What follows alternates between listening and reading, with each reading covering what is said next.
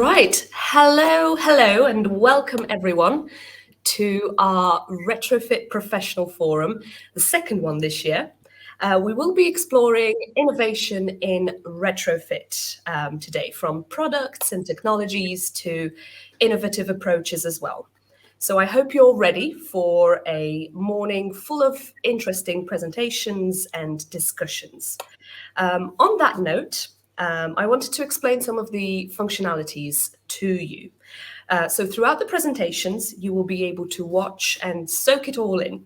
After the presentations, the chair will open up for discussion and Q&A.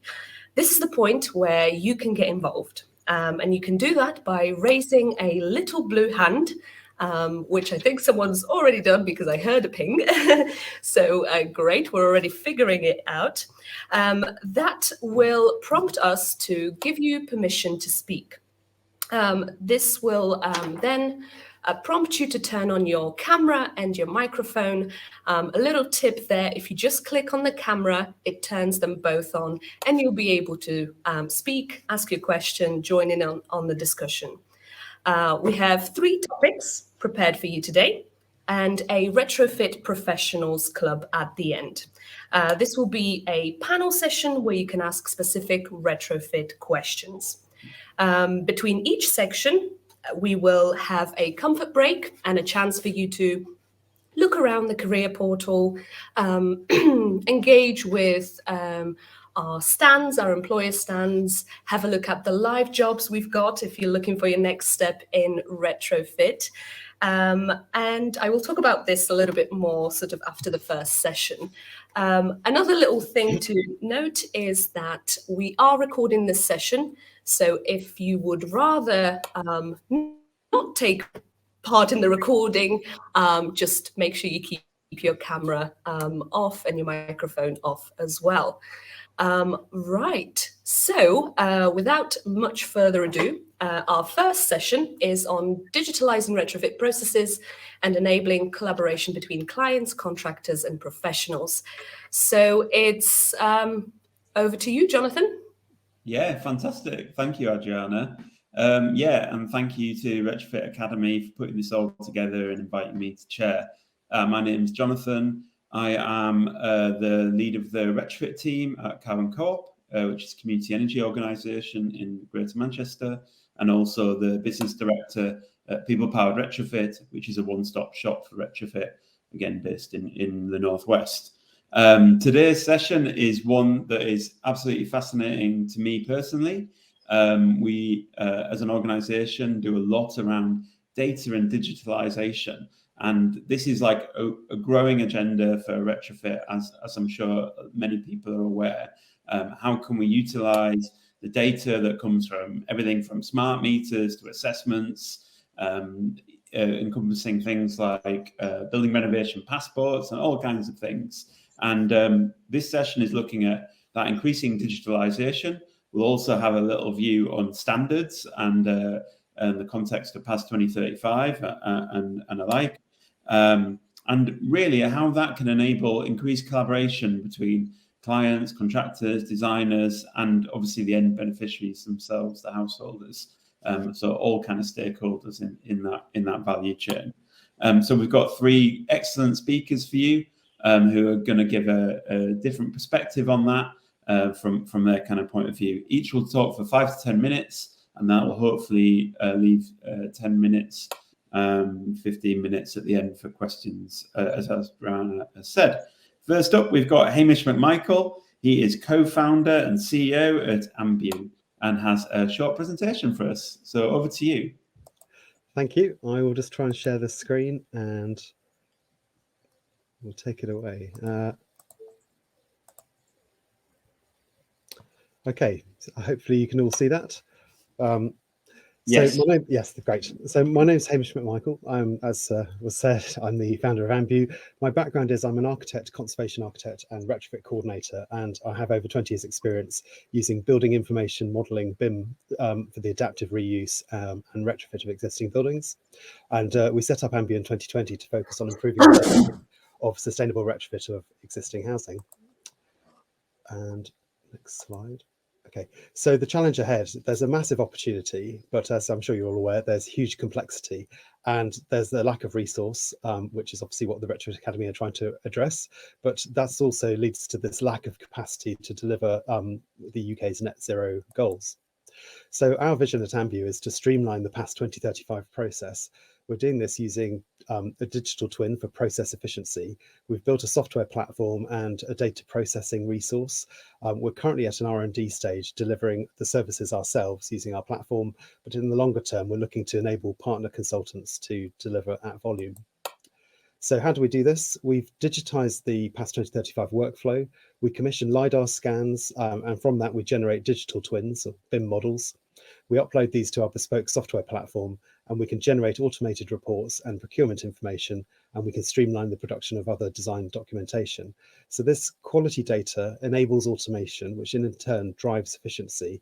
That increases our capacity to deliver greater volume, and that improves value for the client, consultant, and contractor. So our step one is using LiDAR and BIM to digitize the process. So we take a LiDAR scan. This is a screenshot of one. And from that, we can extract the geometric data of the building. This is also useful for record and condition data. We import that, the EPC data, into our platform, and that's obviously RDSAP. And we can also use the export of full SAP XML files from some of the EPC software platforms. And then we onboard that data into the platform where we calibrate the IFC building model. We can add further data, and we have this visual tool to validate those SAP inputs. And that can be a granular room by room level, or even individual element performance, such as a window or radiator.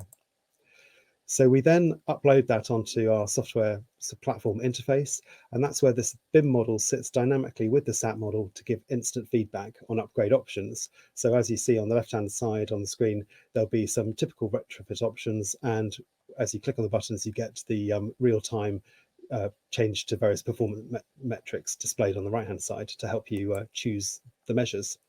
So the next step is the automation of the past 2035 documentation. So with this information on the platform, we can generate reports such as the past 2035 risk assessment.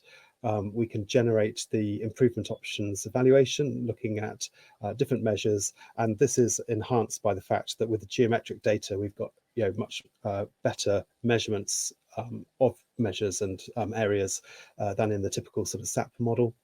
And then we can, from the measures that have been selected, we can sequence those and create the medium-term improvement plan and the long-term whole house plan. So the next step beyond that I wanted to talk about is portfolio management. So we're currently working with a number of housing associations on their SHDF projects. So what we need to do is take the individual digital twin of each property and load that into the database. And that allows us to process all data and manage it on a portfolio level, a batch level, property level, the individual retrofit measure, and even the task level. So in terms of how we've done that, we've started off with the Retrofit Academy's past 2035 checklist. We've added a layer of our own digitalization process, and we're also adding the SHDF, DESNES reporting and change control requirements. And we're also developing a proper property discovery RFI log for the construction phase of delivery. And all of that information effectively produces the golden thread for that property. So in effect, the property renovation passport. So also this can then be viewed in terms of progress and against the individual property or the batch. So in terms of other information that's required, we can start to look at procurement and construction documentation.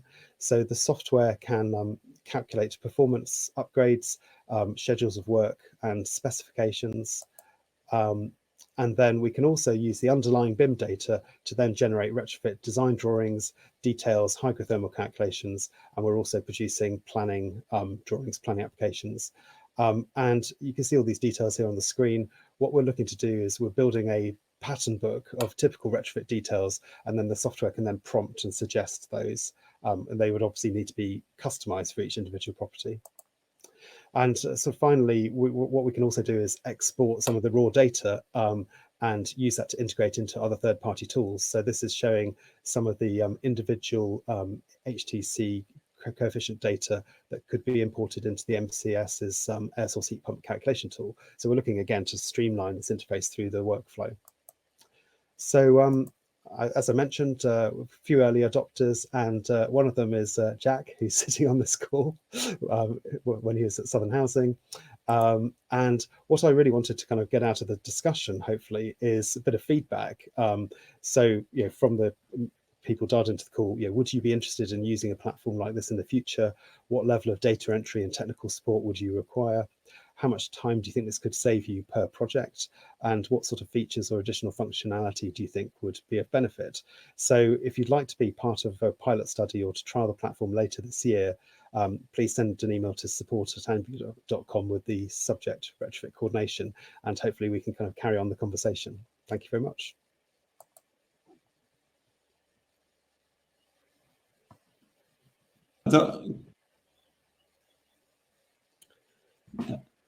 Yes, so fantastic. Thank you for that, Hamish. Really fascinating to hear about that new tool. And it would be good to hear, maybe in the Q&A, we could talk about kind of what kind of people you're looking to work with, and like some of the granularity about where the tool is, where the platform is at the moment, and what you're hoping to do with it. That's fantastic. So next up, we've got Jack Hannon. We've got two Jacks. So Jack is head of operations at As-Built Testing, and he is also a retrofit assessor of the year 2023. So congratulations for that, Jack. Okay, I think we've got a bit of sound on the call, so if you're not muted, please mute. But otherwise, Jack, take it away.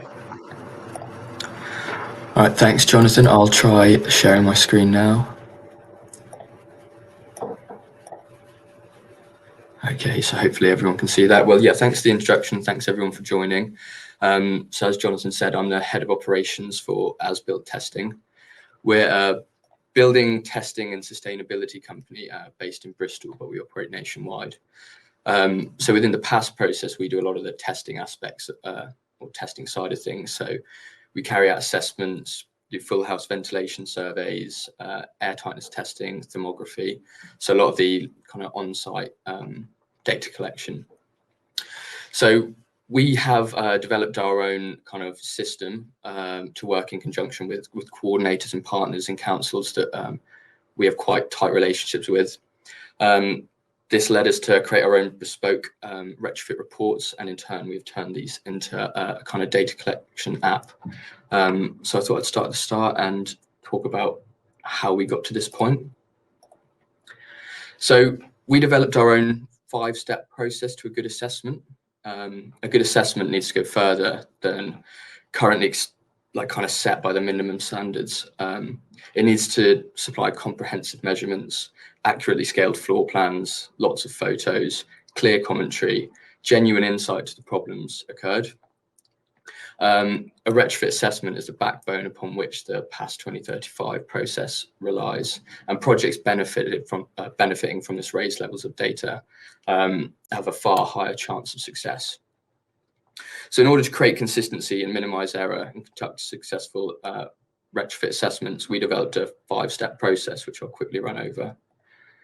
So the first is follow a set process. So every house is different and every resident has different needs. So I often start, for example, by greeting the residents and starting with the occupancy assessment. I then go on to do the floor plan, and then finally I move room by room through the house, taking pictures and measurements and taking any notes I need. The second step is collect more data than the minimum required. So over time, we have developed a much longer list of mandatory data points that are required by our assessors. We try and take photographs, measure, comment as much as possible within the assessment. Lots of people who will never be on site will see these reports, and they need to feel like they know the house as well as the assessor. The third step is converting the floor plans. So I think the floor plan is one of the most important parts of the process, so it needs to be clear and accurate.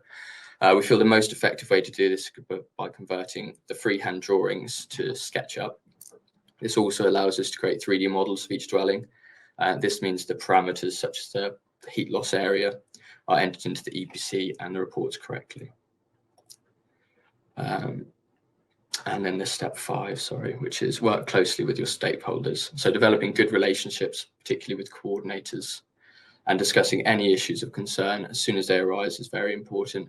There is often a bit of a back and forth between assessors, assessor teams and coordinator teams, particularly starting new projects due to the changing nature of each dwelling, each project. So continuous feedback helps aid the overall approach, helps make changes which improve the process's accuracy and efficiency.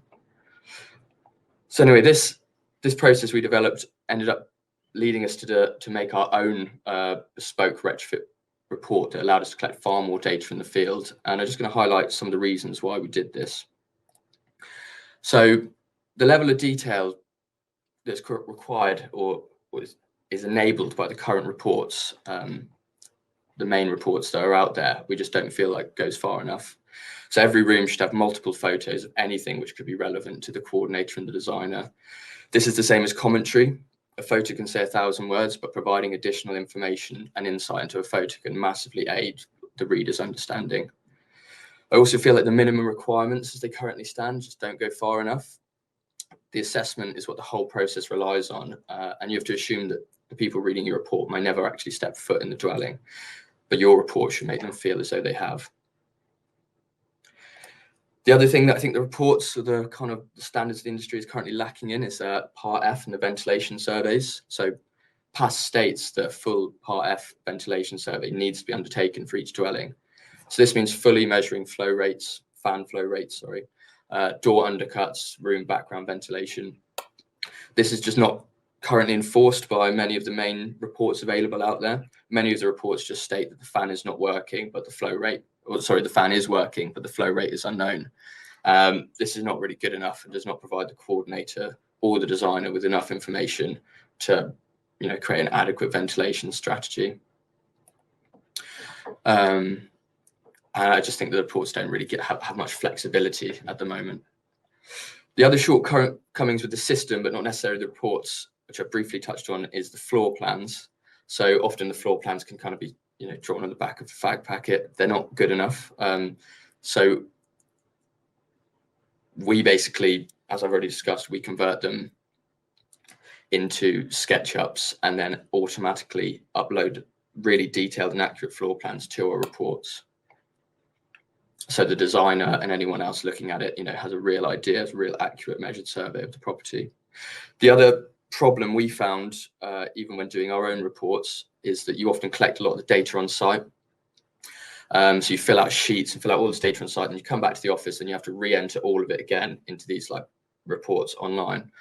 And that's a real waste of time, in my opinion. And it can be an extremely inefficient way to do things. So anyway, after collecting these reports, these are the issues we were trying to address. We then decided to kind of work with a software developer to create our own kind of data collection app, which would feed directly into these reports. So our reports have kind of preset answers. Many of the houses have very similar options, such as glazing thickness. For the most part, we mirror the values of the options given in RDSAP, because they have to be entered into RDSAP that way anyway. This saves us time on site, as the assessor can quickly tick a preset answer, which is filled out into the report. Ooh. However, one of the things that our report allows us to do, which I think RDSAP and the current reports don't allow you to do, is the ability to override. So not all houses fit into these preset molds. So in these circumstances, the assessor can override or add additional comments. So, for example, if we can't prove that a wall has cavity fill, as it's been rendered or something like that, but the occupant tells us it has, the conventions tell us that we have to put down that it is uninsulated, as we don't have any evidence. But this might not be the case. So our reports allow us to express this, so that we're saying that RDSAP has made us put down the walls uninsulated. However, we suspect that actually it is. We've also created clear data collection tables. So these are for things like windows and radiators. They have preset answers within the tables, which allow them to be filled out quickly and efficiently. Presenting the data like this makes it very digestible for anyone involved. It also allows us to enter kind of the window data, for example, straight into RDSAP, and also allows our teams of coordinators to enter it straight into full SAP when they do their modeling.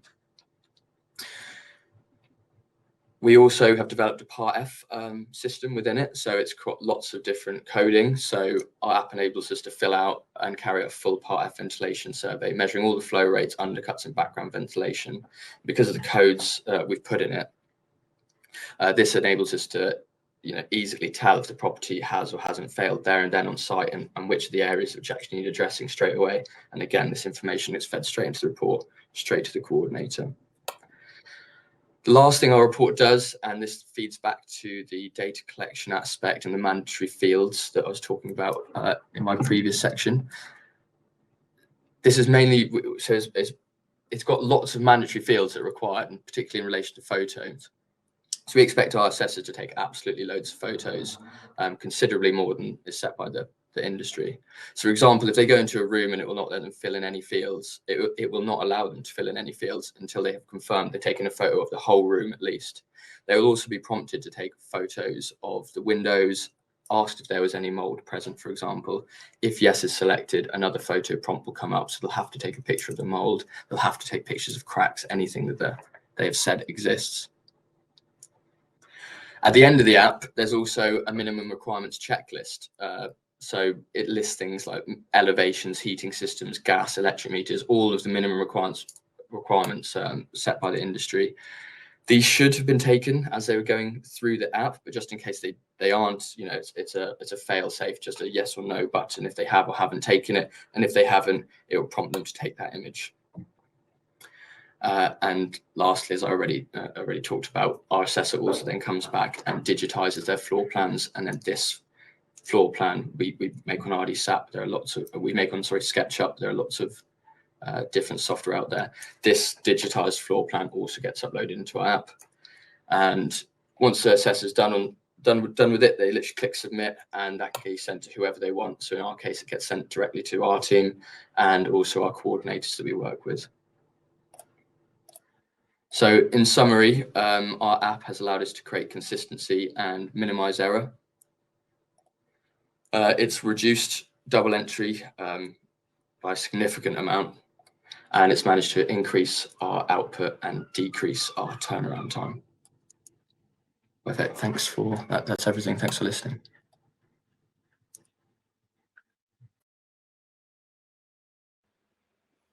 Fantastic. Thanks very much, Jack. That was really fascinating and another really interesting approach to digitalization. Finally, we've got Jack Ostrowski, who's the Head of Sustainability and Design at Southern Housing. Jack doesn't have a formal presentation, but is going to respond to this agenda and perhaps give us a view on past 2035. And maybe, Hamish mentioned that you're working together, so you're happy to reference that if that's relevant. Go for it, Jack.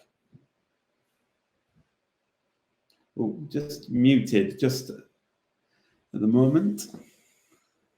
Right, go for it now. Okay, so maybe I should apologize, or maybe you'll thank me for not having a presentation, but that's not to take away from what Hamish and Jack had presented to us. I think, really interesting approaches, and they're both products that I as a client would invest in. One of the perspectives that, maybe I could offer is these are what I would call project information models. So it's basically building up your net zero pathway from the details of the buildings up into, net zero nirvana.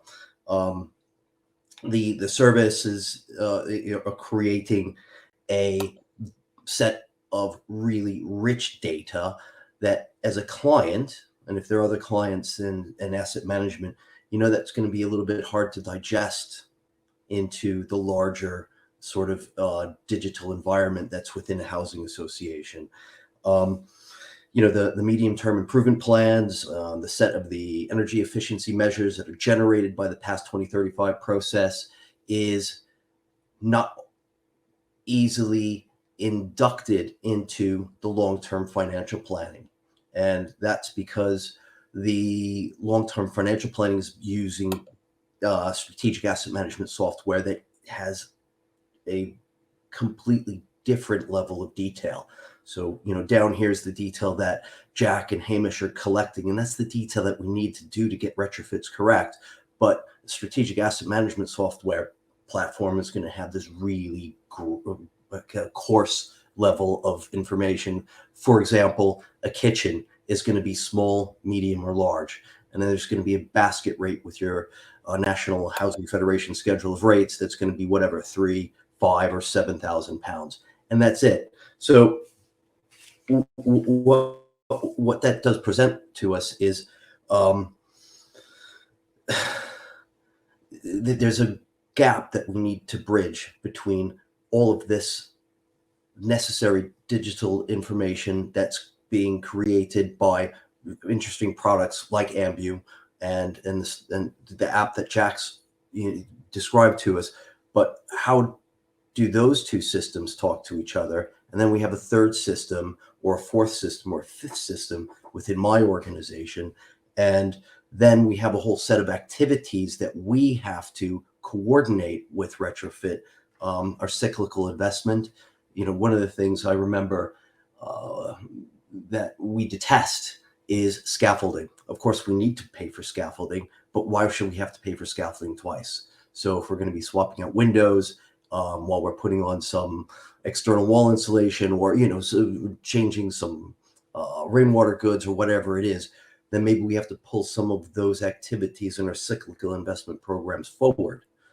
But one of the things that, when we were working with Hamish, and maybe we could provoke a discussion on it, was when we were using Ambu to get the details necessary to put our social housing decarbonization bid together, we had to decide where we deploy that higher cost, that higher detail of, I'm a building surveyor.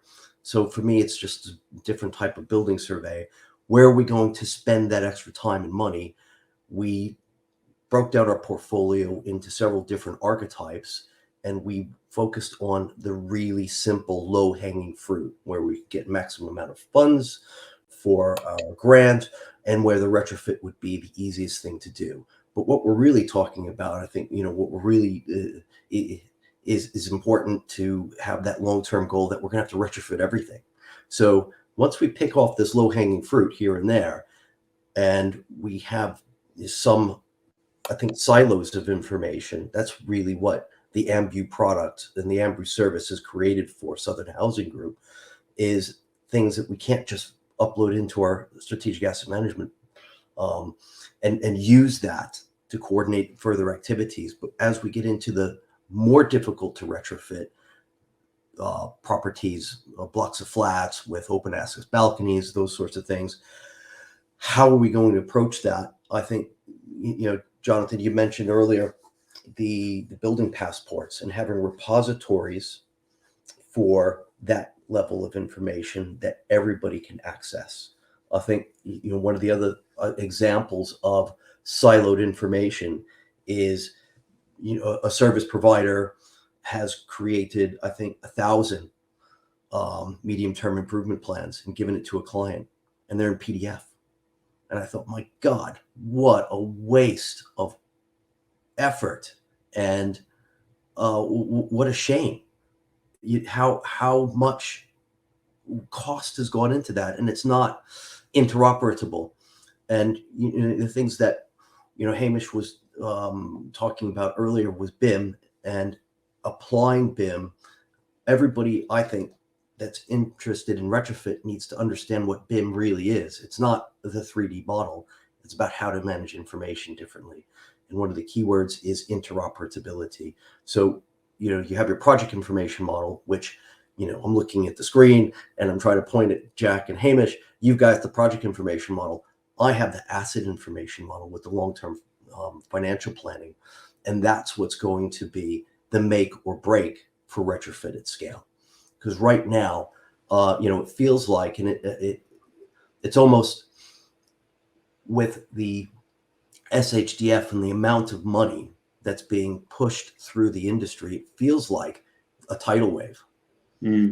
But really what that is just a slightly bigger string that's going through the same size needle.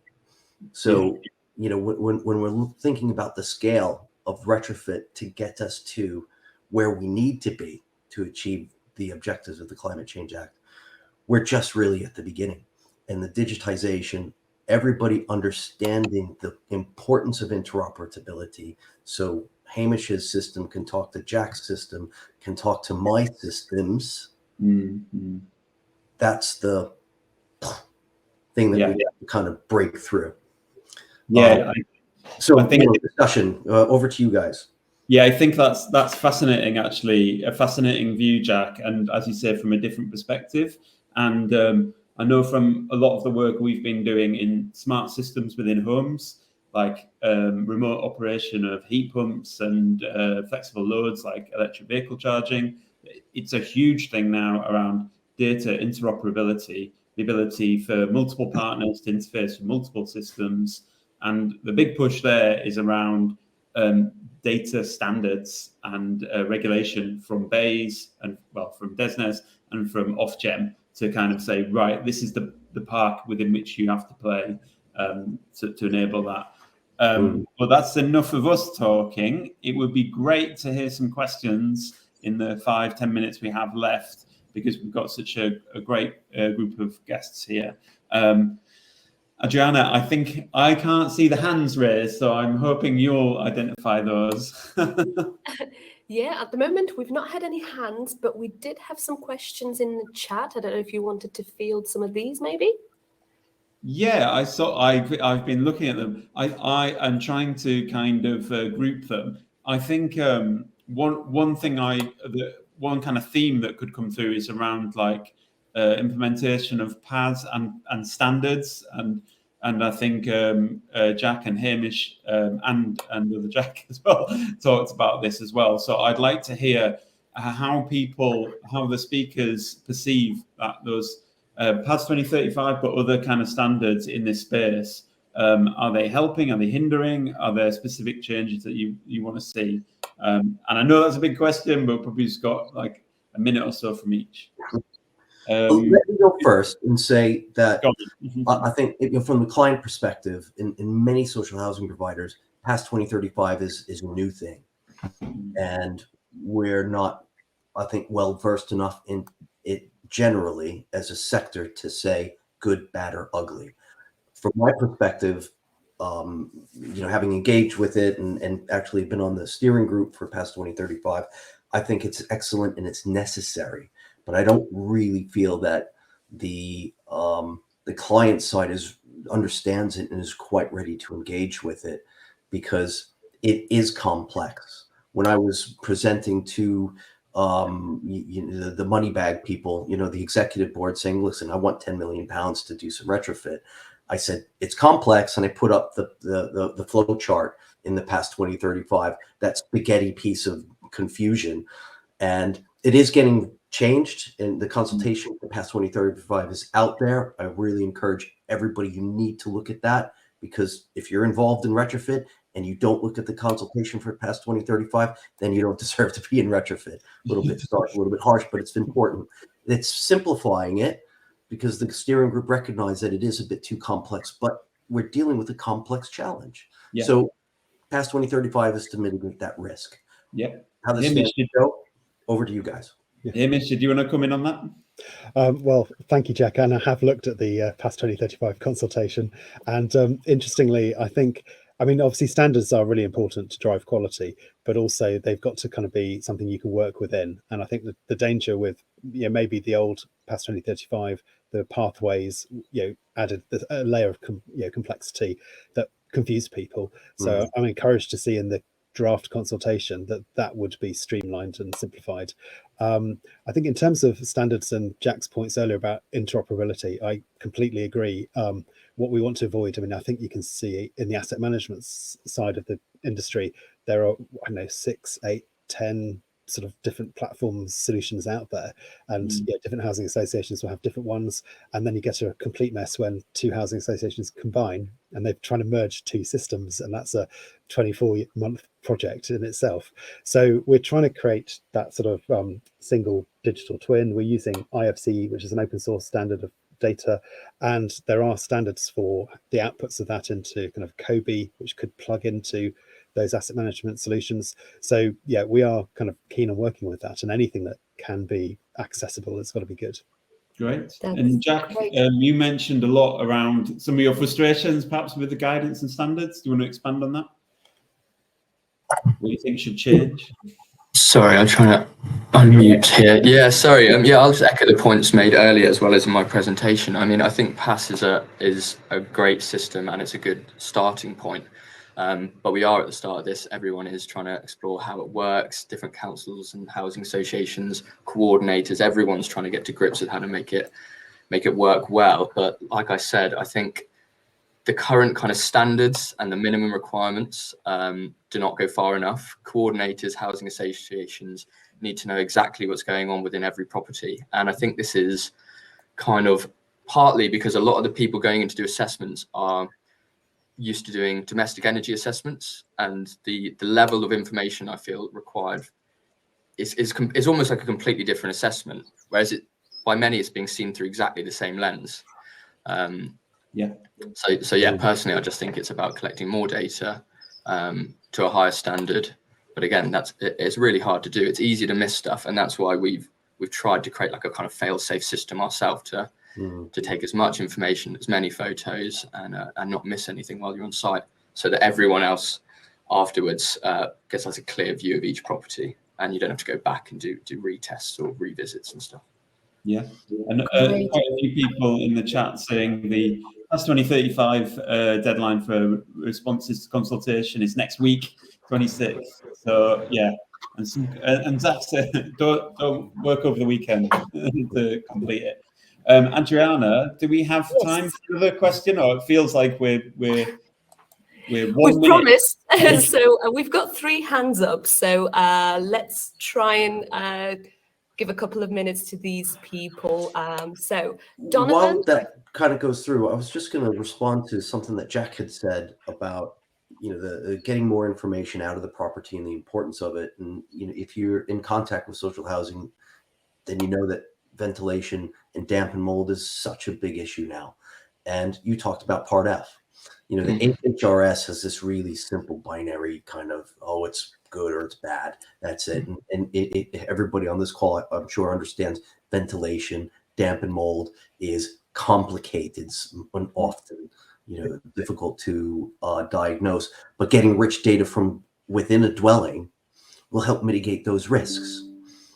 You know, if you have a property that's suitable for a small amount of people, and then the tenancy changes, we have a large amount of people in it, and depending on the property, then it might become a high risk. So if you didn't know that, you know, how is the housing officer supposed to know that? That's not their skill set. That's what we're here for, to help them. But getting the data from Jack into the asset management system so the housing officer can get that flag. Don't move 10 people in here. You know, and it's a bit of a far-fetched scenario I'm going into, but the richness of data that's linked to the physical asset is just so important, but so challenging. Yeah. Great. Okay, let's give a bit of time to Donovan. Donovan, what was your question?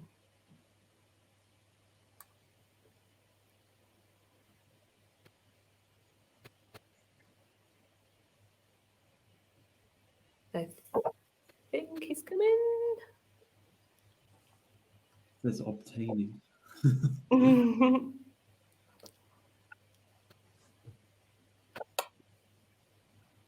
Oh, I don't know if Donovan is still there. Yes. Can you hear me? Yes. Ah, good.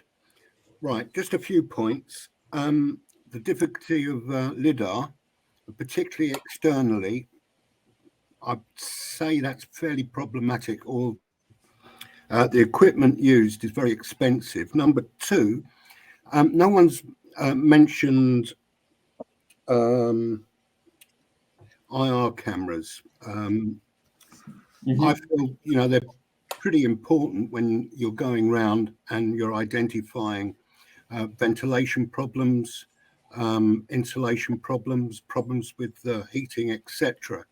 And a combination, and I was talking to Leica about this, the combination of a camera stroke an image camera would be extremely helpful. But at the end of the day, I can just see all this escalating into a jungle of people and no one not knowing where they're going. And so probably a body like Bree or someone like that could take hold of the reins and direct everyone on the information, etc. That's all I'm saying. Yeah, good point. Yeah. Adriana, do we have more time for questions? I'm aware we're kind of 2 minutes over now. We are. I will ask for another question from Jay, and then we will close this. Okay. Yeah, exactly. I will just say infrared technology and cameras are really good. We do thermal imaging on properties, but there are lots of constraints around that as well. Certain parameters have to be met. There has to be the building on the outside can't have a certain amount of solar radiation on it. It should really have a 10-degree difference from the inside and outside. There are lots of different parameters, and with social housing, where a big problem is actually getting into the house, it will be really hard to get tenants or occupants to kind of meet the criteria needed for a survey to actually, for the images to actually show the data you want them to show. So it's not as straightforward as it might seem. We have tried conducting it. No, I totally agree with Jack. I mean, infrared cameras are not a magic bullet, and there's these constraints, and there's a season where it might work in the evenings. But actually, just to bring to all of your attention, Build Test Solutions, who are piloting an internal Heat 3D tool, and that's to plug into an iPhone. They leave it on a tripod, recording a time lapse over an hour on a wall. And then they can calculate with some of the sensors the sort of heat degradation in the space through the wall and to calculate U values. So I think they've launched this for surveying walls, and it might be a tool that they're looking at roofs and floors and windows soon. So I think innovation will come on stream, which might be something that could answer some of those questions in a slightly different way from a conventional infrared camera. Yeah, and there's a lot to be said for use of smart meter data that will kind of support a lot of these kind of technologies in different ways. I think we've lost Jay at some point there. So I think, Adriana, I think we're at time there. So I just want to say thanks to Jack, to him, Jack, and to everyone else who's contributed to this session. It's been absolutely fascinating, and the chat as well has been really fascinating. Lots of discussion about photos, how many, and all this sort of thing, which I'm sure is a great topic for discussion. So yeah, thank you very much for attending, and come for break now, and then back really soon with the next session. Great. Thank you so much to Jonathan, Hamish, Jack, and Jack. Thank you. Thank you, guys. Thank you. Thanks, everyone.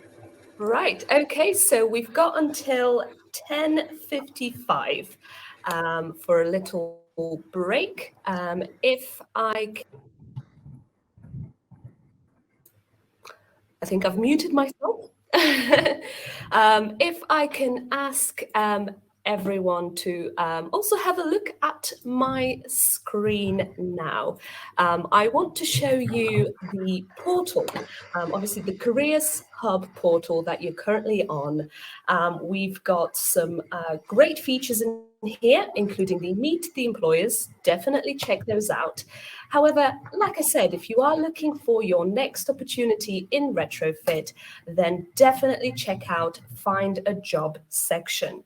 Here you can find opportunities for a retrofit coordinator, retrofit assessor, retrofit advisor, and any other retrofit roles that might be available there. To apply or to check out the job, all you have to do is obviously search, then you can view the job listing, you can have a read through it, you can add it to your event bag, so you can add it to like your favorites, and you can apply. Before you hit apply, make sure your profile is up to date with all your information and a CV. Okay, great. I will let you go on a quick break now. See you at 10:55.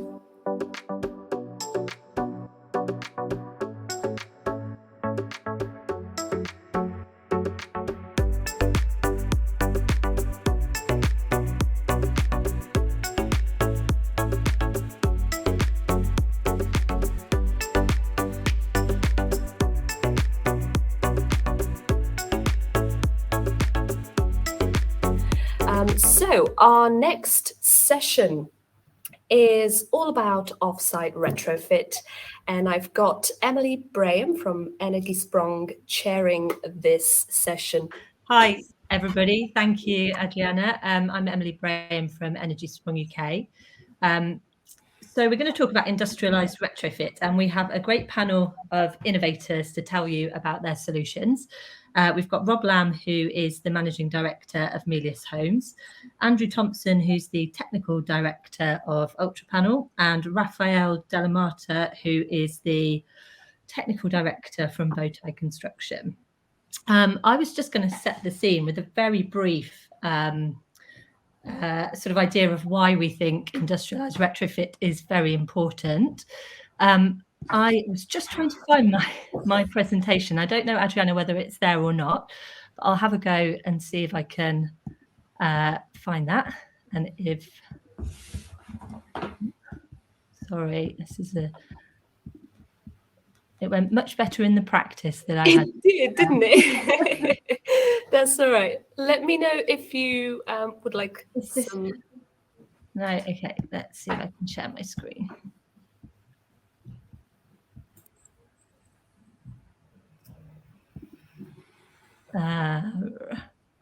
Okay, I think maybe I'll do it without. I think I'm sharing the wrong bit. Apologies for this. If all else fails, just screen share maybe. Yeah, I'm not sure it's there to screen share. It's on a different web browser.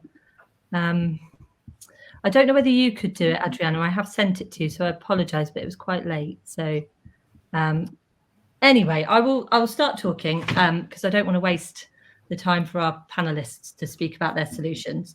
So we think that industrialised retrofit is crucial for a number of reasons. We need to retrofit 2 homes per minute to hit our 2050 target for net zero. And we're trying to do that with a construction sector which is ageing. So recent research found that the age demographic of construction workers is skewed to 50 to 56-year-olds. So the sector is expected to lose a quarter of its workforce within 10 to 15 years. And at the same time, we've got figures stating we need 300,000 people to retrofit. 10% of people, young people, are interested in a career in construction, and they say it's challenging and exciting. So we need to find a way to make construction more exciting and less challenging. 50%, on the other hand, are interested in a career in STEM subjects, which again leads to that kind of, more interesting engineering, science-based construction styles. As well as the ageing workforce and the issues we have with construction, retrofit is also quite unappealing. And I don't know how many of the people on the forum here as retrofit professionals have had a deep retrofit done and lived in their property whilst that's happening. I have done that. And whilst being passionate about retrofit and knowing that it's the right thing to do, it was really difficult. It was really disruptive. It took a long time. We had to move into 2 rooms of the house while plaster was knocked off the walls, and it took a month. So trying to get retrofit to appeal to people that aren't that passionate about it and aren't that interested in it when it is that disruptive, I think is a challenge. So we need to find a way to make it more appealing and less disruptive. Brilliant. Thank you, Adriana. And we also need to think about quality. So whilst PAS 2035 is doing a great deal for quality of retrofit, Energiesprong UK also advocates real world actual performance. And that again will do a great deal to check that the quality is being achieved and the performance is being achieved. But actually trying to create that high performance solution on a building site in the rain with bits of materials and pieces missing is very tricky. So we are advocating that industrialised retrofit, offsite retrofit will help make it easier to achieve that high quality solution that we need for retrofit, again, then feeding back into the appeal. and also cost. So by taking construction offsite and making it more efficient, planning things better, making sure that we're not wasting materials, that can help to reduce the cost. And the cost of retrofit is a huge barrier at the moment and means that we're currently in the state where everything needs quite significant grant funding. Additional benefits as well. So we've got rapid installation, low disruption. Added amenity is another interesting one. So I'm just going to go back to that one and show you the picture at the bottom, which is an ultra panel picture. And that shows that because the new walls are structural and because you're putting these components together in a different way, you can actually add additional space. The one in the middle was a concept from a hackathon we ran where Constructive Thinking's team came up with an idea for putting a new roof on and creating new space in the roof. But also the picture you now see on the right-hand side, which is a porch pod, which is one of the Bowtie innovations that adds amenity as well as creating a space where a plug-and-play M&E module can be fitted in a day. It's also easier maintenance because these things are external primarily. It's easier maintenance, and that'd be something that'd be good to talk about as part of the discussion with the panelists. And more appealing jobs, as I've said. And by doing these things, by starting to use offsite construction, we believe we can change the retrofit conversation. Somebody said retrofit isn't sexy. We think it can be sexy if we use offsite construction, digitalized techniques, and it makes it better for the residents. So this is a resident from Nottingham City Homes in one of the more recent Melius Homes phases. And he said, everything's perfect. It was a great decision, a massive improvement. It's a good gift. And quite often with retrofit projects, after the retrofit has happened and the dust has had chance to settle, literally, the residents will say this was a good process. And I'm really happy with my home. It was very difficult at the time. But actually for this phase, this was the first phase, I think, in the Melius project, which I think the third phase along, where Melius had really got their processes right. And the residents throughout the process actually said it was fine and they were happy with it. And, it wasn't one of those ones where it was really difficult, but actually we'll get through it and then it'll be okay. So without further ado, I'm going to hand over to the panel and we'll start with Rob Lamb from Melius Homes. Melius Homes are a solution provider and a manufacturer, and they delivered the first pilot of the energy sprung solution in the UK with that image, which most people will have seen. Then we'll move on to Andrew Thompson. I don't know why this is going on its own. Apologies. We'll move on to Andrew Thompson from UltraPanel. And UltraPanel is a house wrap system. So the first 3 UltraPanel solutions are being piloted on an energy sprung project in Barking and Dagenham at the moment. So Andrew will talk about that. And then we'll move on to the vent box solution by Bowtie, and Raphael's going to tell us about this, which is an MVHR system which sits outside the property and therefore reduces disruption to residents significantly. So I am now going to stop sharing. I have got a video if we have chance later, and we'll come back for some discussion, but I'm now going to, if I can work out how to, stop sharing and then pass it over to Rob. Thank you, Emily. I'm not sure if my slides are on the system either, so perfect. So first, just to explain a little bit on what Emily's already said, and she's already done quite a good introduction into what Melius Homes is all about and what we've been doing. But I founded Melius Homes back in 2016 to deliver solutions for low energy housing, new build and retrofit, but particularly adopting the use of off-site manufacture and modern methods of construction, which is obviously a particular challenge in the retrofit arena, less so in the new build, which is something that's been going on for many years.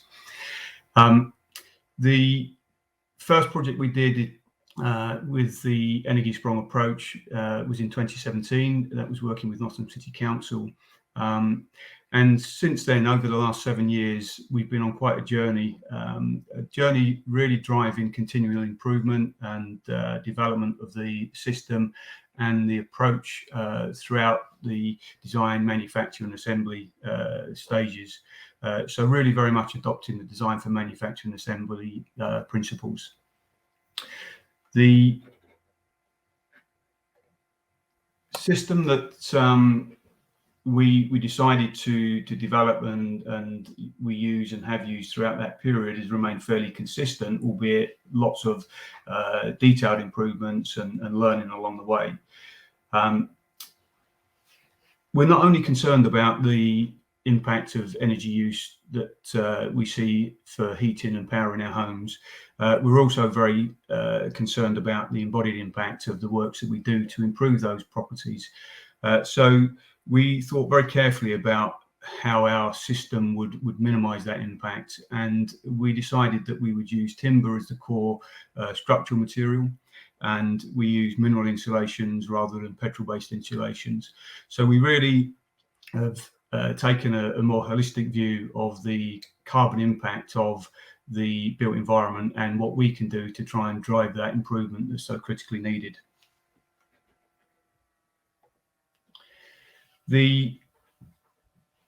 Emily's already mentioned the definition that we would give is the category 2 panelised solution under the sort of government definitions.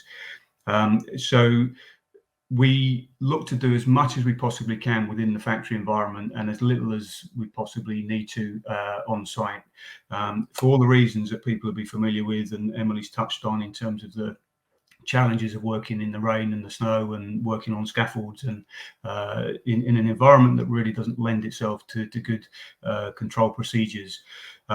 We achieve about 80% pre-manufactured value, another term people may be familiar with or not, that's now a key metric really in trying to measure how much of the value of work that's being done is done in a controlled manufactured environment rather than that more challenging environment of a site. And we're at about 80%. So we're sending panels from our factory to site with all of the external finishes substantially complete, windows, doors fitted, glazed. So when the panel then gets delivered, it's a very quick process for it to be installed and completed on site.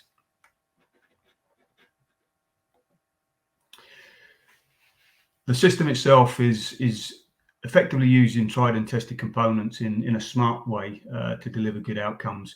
We can flex the thickness of the panel, we can use different membranes, different insulants to achieve different thermal performances. We've used brick skins on the outside on some new build homes, but we would tend to favour brick slips to again really maximise the use of off-site approaches.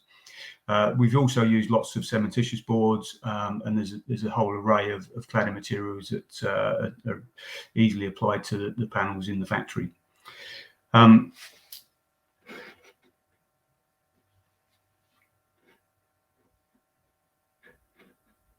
Sorry, just clicking on. A key part, and Emily's touched on it, the quality aspect and the assurance and effectively the whole market acceptance of off-site solutions. And obviously there's lots of reasons why people may be averse to thinking that off-site solutions deliver the best outcomes. It's absolutely my opinion, having spent 30 odd years working in the construction sector, trying to deliver good outcomes using more traditional methods. I don't think that we have the capacity or the skills or the know-how, to be frank, within the industry at the moment to deliver the outcomes we need at the scale and the pace we need to deliver the homes that people should expect to be living in. So there's been several different accreditation schemes developed to try and provide that certainty and assurance to the marketplace, and we've secured the ones that we believe are most relevant to our marketplace for both new build and retrofit. So the Build Offsite Product Assurance Scheme, known as BOPAS, is arguably the gold standard assurance scheme that is focused on new build housing, but we also went through the process with them, and they, for the first time, looked at the application of retrofit. And so our assessment has covered both retrofit and new build. And whilst we didn't really appreciate it, what we found subsequently is that actually it's quite relevant in terms of retrofit schemes where there's leaseholders and where there's a view about mortgageability in the future. We have the standard ISO QMS systems that underpin all these assurance schemes. The SDA is the Structural Timber Association assurance scheme, and the framework sits specifically within that, as well as a new build assurance scheme. MCS for renewable installations and the PAS 2030 that's been touched on already. Again, we worked through with the team at Trustmark and the steering group for PAS 2030 to be able to work out how we dealt with the fact that we were doing things differently and using off-site manufacture. But thankfully, after a bit of effort on our part and others, we managed to find our route through that, and we've now secured PAS 2030 to be able to use our off-site solution. And we also had PEFC, which is the responsible sourcing for timber certification. And obviously the standard insurances that people would expect are all in place. So we've placed a huge amount of effort to be able to demonstrate that what we're providing is something of high quality and will deliver long-term outcomes. The period that the BOPAS assesses against is actually a minimum 60-year durability assessment. So that gives a high degree of confidence in what we're delivering. Fire safety is obviously another very key critical aspect, and one that has taken a number of cycles in terms of satisfying the questions that people have about how do we make sure that we comply with all the safety requirements, building regs and others. And we've worked through that with the Local Authority Building Control Partnership Scheme. So we've satisfied the building control requirements, both in terms of the standard approach that we have with the components and the product, but also very importantly, how that's then applied to the existing structure, how compartmentation is maintained and all the detailed junctions are addressed. So that's been a very robust and extensive process we've been through. We're very pleased to say that the way that we recruited our team was working very closely in partnership with Nottingham City Employment Team. So the images on this screen are a sample of the team that we now have in the factory. We now have 20 employees working within the factory manufacturing these panels, all from very different backgrounds. The thing that all of them have in common, though, is firstly, they are all from the local community. They were all out of work or not in training at the time that we were able to offer them the job. And not one of them had any previous experience of working within the construction sector or in manufacturing sectors. So it really just shows that we can deliver really high quality solutions in a controlled environment with a completely different workforce that is going to be absolutely critical if we're to address the skills challenge that we have within the industry and the challenge of diversity. So just a few images of some of the completed project properties that we've worked on, the range of bungalows, flats and houses. I'm always pleased to see these images because I think they're really striking and deal with the placemaking aspect of retrofit, as well as the more functional energy carbon reduction that clearly is often top of the agenda, but the placemaking is so important as well. And Emily's already used this image, so I could have put any number of different images up on the screen. Ultimately, it is all about people. It's about making people's lives better now, the people that are living in the properties, fuel poverty, comfort, well-being, pride in place. And it's also then obviously about the longer term aspect of making the world better for future generations. And I'm absolutely delighted to say that everything that we've been doing through the use of offsite manufacture for retrofit has delivered the outcomes that we set out to under the Energy Sprong approach. So hopefully that's given a flavour of our approach to offsite manufacture and retrofit, and maybe we'll get a chance to pick up some questions after. That's brilliant. Thank you very much, Rob. I think there's definitely some things that we could talk about in a bit more detail after the other presentations, and I'm sure there'll be some questions. So we're now going to hand over to Andrew Thompson from Ultra Panel, who I really appreciate being here because I think you've had a bit of a job to get here today. So. Yes. Thank you for having me. I'm talking about which is a new product for us. We're a manufacturer based up in the northwest of England, and we've been in the off-site market for probably the last 40 years. But until recently, we hadn't really considered house wrap. It was an introduction to Energy Strong that led us down that path. We had developed a system for new build housing, which when we thought about it, we thought actually there's a really good synergy here with house wrap and retrofitting. So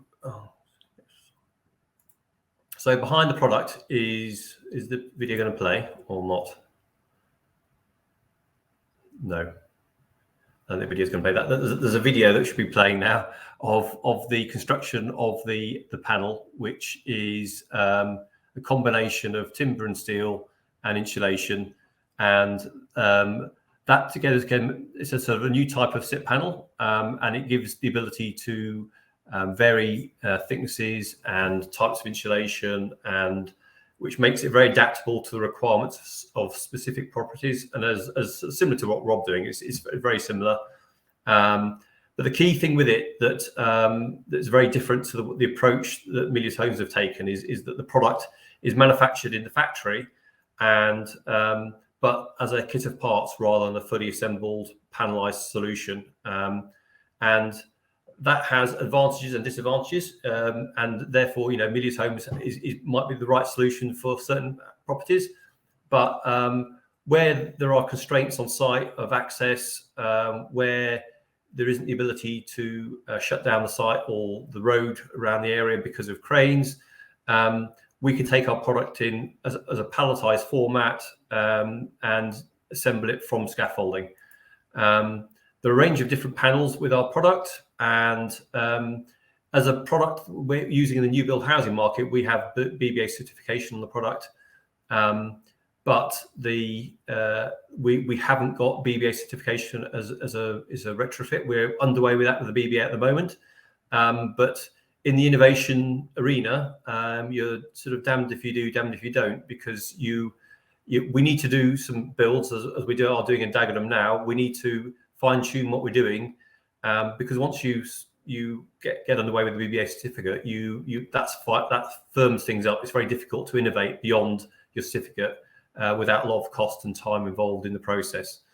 So I'll just point out here that we do have a non-combustible version of the panel, which is used. So majority of what we do is EPS with timber, but we also have a rock wool version with calcium silicate board. And actually, we are looking to use this on a project in Sutton, which is a low-rise property, and therefore the client is very much after a non-combustible solution on the outside. I guess the next slide's not going to work because the other one didn't work. You should be watching a video now of the assembly of the panel system. The solution hangs off the wall. In fact, actually, I think I'll just go across the next pictures actually, because I think you can see what's gone on site. So these are some pictures from site where we are putting together. There's a base rail which anchors back to the house wall, and we then fix back rails to the wall. Our panels clip into that, and then we put a calcium silicate board on the outside of it. Now, the major benefit of our solution is it's a fully structural solution. So two things. One is you can move all the windows forward into our product and therefore get the optimal line of thermal envelope. But secondly, as you can see in the picture, we can also support a roof solution going over the top of it. So we create a complete encapsulation of the existing building, and our product has really, really good side value. So you don't get any cold spots around the building, and therefore you make a very integral and well constructed final envelope around the building. We similar to Rob, we've been working with the local building authority and getting all the fire stop details and so on all sorted out, which has been part of our learning curve. But we're over that hill at the moment. And although we've just finished 3, we're now on to the final 17 of these properties. I think that the other thing that forms part of the discussion of all the retrofit is how do we acquire the data in the first place? And I was listening to a conversation earlier. We do a 3D scan of the whole property, which is what you need to do because we're effectively creating a firm geometric structure around the outside of it. So we create like a digital twin of the existing building. the thing is, it is a bit of a sledgehammer to crack a nut, because you do a lot of effort, a lot of work, and you use about 5% of it. But that 5% you are using is vital. So we're in that place at the moment. But we can see ways of innovating that moving forward, and not necessarily using such high-tech piece of equipment to get the same results. And then also Emily stole my thunder at the end. Thank you, Emily. But our background is in home improvements, and therefore we are very interested in the concept of when you do a home improvement, you actually retrofit the house at the same time. So therefore you give a real impetus to the homeowner to actually do the retrofit. They're getting something benefit out of the retrofit, and who knows where the government go with their carrots and sticks that they may have in the future about consequential improvements and things. So we have got the possibility of doing that with our product because of the structural nature of it and the performance it brings. Okay, that's it for me. Thank you. Great, thank you very much, Andrew. There's a few questions coming through in the chat, but we'll wait until after Raphael has done his presentation, I think, to take questions. But I would say prep for some technical questions, Andrew, to come through after Yes. Raphael. So Raphael Delmata from Bowtie Construction is now going to talk about a slightly different offsite manufactured solution in the M&E space. So this is the MVHR bent box. Raphael, can I ask you to unmute? Am I? Hello? Yep, we can hear you, I think. Okay, great. Okay, welcome everyone. So I'll be talking about a vent box, the ventilation in external wall insulation, new strapline, and a new logo for invention that wasn't there last year in September. So what are the retrofit issues that sort of prompt us to come up with that solution? We realized after doing PHPP calculations and all the analysis of existing retrofits that MVHR will be essential for us to hit energy sprung targets or any other energy performance, high performance. That in the previous projects that we've used MVHR inside the properties, we always had a problem where to put it, how to accommodate ducts, and there was essentially no space in those existing properties. That running the ducts inside the properties was probably the most disruptive thing for the residents, because that involved us cutting through the floors, opening up the ceilings, and making new boxings, painting, decorating. And we also had to have in mind that MVHR cannot be placed in an area where the maintenance will be difficult. And very rarely we had a space on the ground floor. It was probably a loft or a cupboard that we had to utilize. So we've had a pilot projects, which you can see images of. One is from Sutton and one is from Enfield. Those are a solid wall construction, one which is rendered finished and one which has a brick. They're both a solid wall with no cavity. And this is our 3D model of the vent box solution. It includes a box, which inside the box we have MVHR fitted with all the electrical connections, integrated manifold, attenuators, exhaust and intake. And we have ducts, and we're here using a Zender flat 51 system, which is a standard component. You can see on the left image, that's a Revit model of a project in Enfield, where a vent box is fitted to the outside wall before any work starts to elevation, and then the ducts are run to extract from bathroom, from the kitchen, to supply to the manifold in the loft, which then supplies the air to the bedrooms. And we also, which is part of the innovation, and we extracting from underneath the floor. And on the right hand side, the image shows when we complete external wall insulation system, In this case, it was standard EWI, but it could be any other panelized system that has insulation in it. Here are the real photographs of the unit. So you can see the unit being fitted to the wall. There are ducts coming on the right-hand side underneath the floor. We can see the ducts that's on the other side of the property. The duct is coming down from the loft to supply air underneath the floor. We're utilizing existing air bricks. So we're just knocking them out and connecting the vent to the air brick. And in some cases, we have to drill a new air supply, like in this case for the living room. We also try to utilize existing extract fans, holes that already exist in the building. This is a good example where we have removed old fan in the bathroom or kitchen, and we essentially fitting our duct in the same location and then making good around it.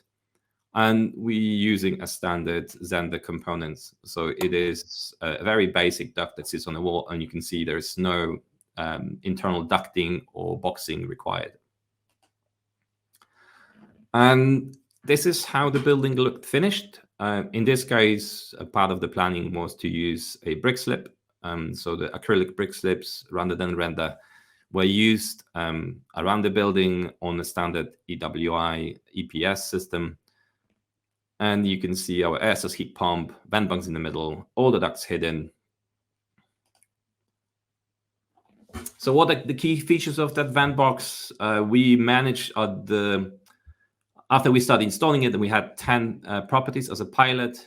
From the property number 4, the installation of the vent box, including all the ducts, took 3 days. And then we managed to commission all the system in all 10 houses in 2 days. It's a really easy maintenance. So the access is from the back. You just need to go through the gate. We have a service key, open the back door, which are lockable. And then you can access all the MVHR components, controls, electronics. We also included inside the vent box, we're working with the Carnigo monitoring system. So we also have equipment there which allows us to monitor the temperature and humidity inside the house, on the first floor, second floor, ground floor, first floor, in the loft, and underneath the floors. And part of the vent box is that we have integrated 3G antenna, and we send the information directly to the cloud. It's really affordable. So we're using MVHR, which is around £1,500 that goes in a unit, and it can cope with up to 80 square meters buildings. And the whole box, it's a simple concept. The products are mostly off the shelf. So compared to other MVHR systems and time is taken, it's probably one which was the most affordable on our sites. It takes no internal space and is a simple plug and play solution. So we screwing the system to the wall and plugging in the power supply and then plugging in the ducts. Everything else is already integrated inside the box. The people behind the team, myself, you can say an inventor. I throw the idea and then we start working together. Alex is our Hill, who is a product developer. So he helped me to model everything and all the components. And Toby Rolson, who worked with us on energy performance of the buildings, making sure it all going to work. Bertay Construction is on the has been on the market for the last 13 years. We won a few nice awards, but we really focus on a passive house, low energy buildings, and only we've been doing retrofit to NFIT standard for probably 10 years. So we have a good experience in low energy market. It's just for the last probably 10 years, we were working with the high-end clients, and only in the last 2 years, we started working with a social landlords, energy sprung. Our partners on these schemes are Osborne and the carbon neutral solution sections, Carnigo system, and Wiesmann. So we put our brains together behind that idea. We currently have 10 installed and working, and you can see on the right-hand side photograph that the unit itself takes only 100 mil of the building. It has integrated antenna, a little gutter. It has exhaust, which is also integrated in a box. It just needs to connect to a drainage for a condensate to be removed. And it looks very sleek. It is also a stainless steel box, which is powder coated, so any scratches will not cause a rust, and we can get that in different colors. But this was the first 10 units. We have to go with white or off-white. So what our vision is for this year, we're looking to build the team. We probably will be delivering at least 50 of those units this year. We're currently working on improving the design. So hopefully we can get the box slightly smaller and even less expensive. We want to make sure that you can purchase this online. We already had a few inquiries, and we will be offering this for sale. And units have been tested, so they've been working successfully for the past 2 months, and the data coming in is really good. And we're looking to connect with future clients or users. So what we need to grow the business is more sales. And if anybody wants to be an investor, we welcome that as well. And we're looking for partners. So we already talked to Ultra Panel, and they might like to put our system within their panels. But if anybody else think that is a good idea and want to incorporate our ventilation solution into their insulation or panelized system, that would be great. Yeah, thank you very much for your time. That's everything from me. Thank you very much, Raphael. There's a lot of discussion in the chat and quite a lot of technical questions. Does anybody want to raise their hand? I can't see whether there are any hands raised. If anybody wants to particularly ask one of the panelists a question, if you raise your hand and we'll come round to you. I think it's quite interesting. We've got industrialized solutions, but 3 very different solutions, sort of all tackling that speed and construction challenge. Whilst it's not what's being picked up in the chat, I was quite interested in it sort of leads into it. So how will offsite construction impact on skills and the people required to achieve the retrofit volume that we need to achieve? And I think leading from that, which is where it's a bit more aligned with the chat, if we can reduce the skill level and the training time for these solutions, does that bring extra risk around how these solutions are fitted? So the interaction between the solution and the building is something that's coming through in the chat quite a lot. So, where is the installation? How are they finished on site? And how much risk can actually be taken out through offsite manufacturing, through the sort of planning and through the clarity of exactly how things go together? I wonder if the panelists could answer that. We haven't got very much time, but if people do have a question, as I say, if you raise your hand and we'll try and get round to you, I think that would be okay, Adriana, but I haven't seen any hands raised so far. So if the panelists are able to come back and just answer that question around the opportunity with this is obviously that we can have lower skill, faster training, get more people delivering this more quickly. But then is there a risk, and how do we take that risk out of it, the install process through the offsite manufacturing? Do you want me to? Yeah. I touched on our slides that the majority of the work is done within a controlled environment in the factory, and that work is being done by unskilled labour that have been trained to do the tasks that we need them to do within the factory. So I think absolutely we're able to attract different people into what is still effectively part of the construction sector, which is doing it in a more manufacturing approach in a controlled environment. So we're able to attract different people than would otherwise be interested or attracted into the industry. We've got 3 of our team in the factory who are young single parents and work around the needs of their childcare, and we can accommodate that. That would be very difficult, or much more difficult to do on a more traditional environment on site. So it opens up a whole new area for the recruitment into the industry for us. In terms of the risks, I think it is actually the opposite in my mind, having experience for many, many years, the challenges of building in a traditional way on site and ensuring things are done correctly, that there's details, there's specifications, that they're followed, that they're understood, and that people don't actually make it up as they go along and decide that they're going to use their experience and competence as they see it to determine how things come together and how things work.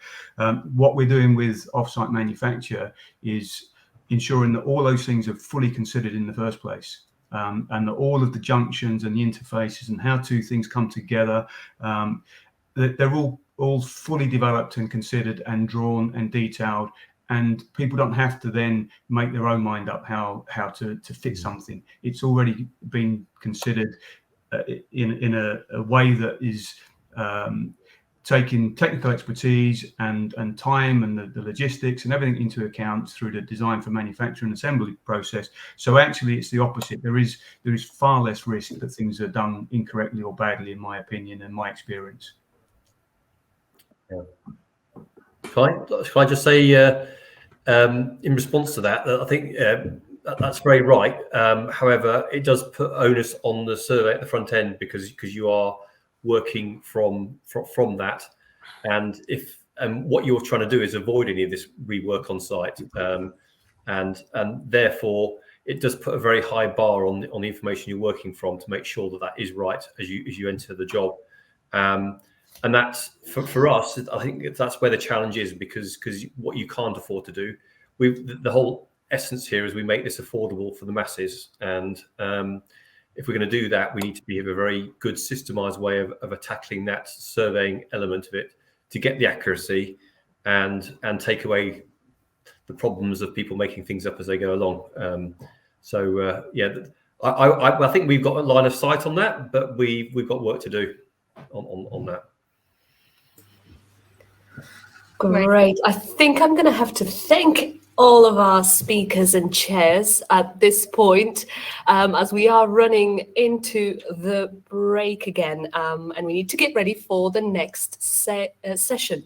So thank you so much to Emily, Robert, Raphael and Andrew. As I said in the chat, all those questions are great. Thank you so much. And don't worry, we won't let them get unanswered.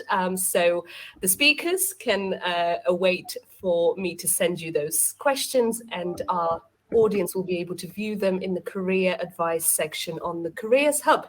So let's go and have a little comfort break and come back at 1:45 for the next session.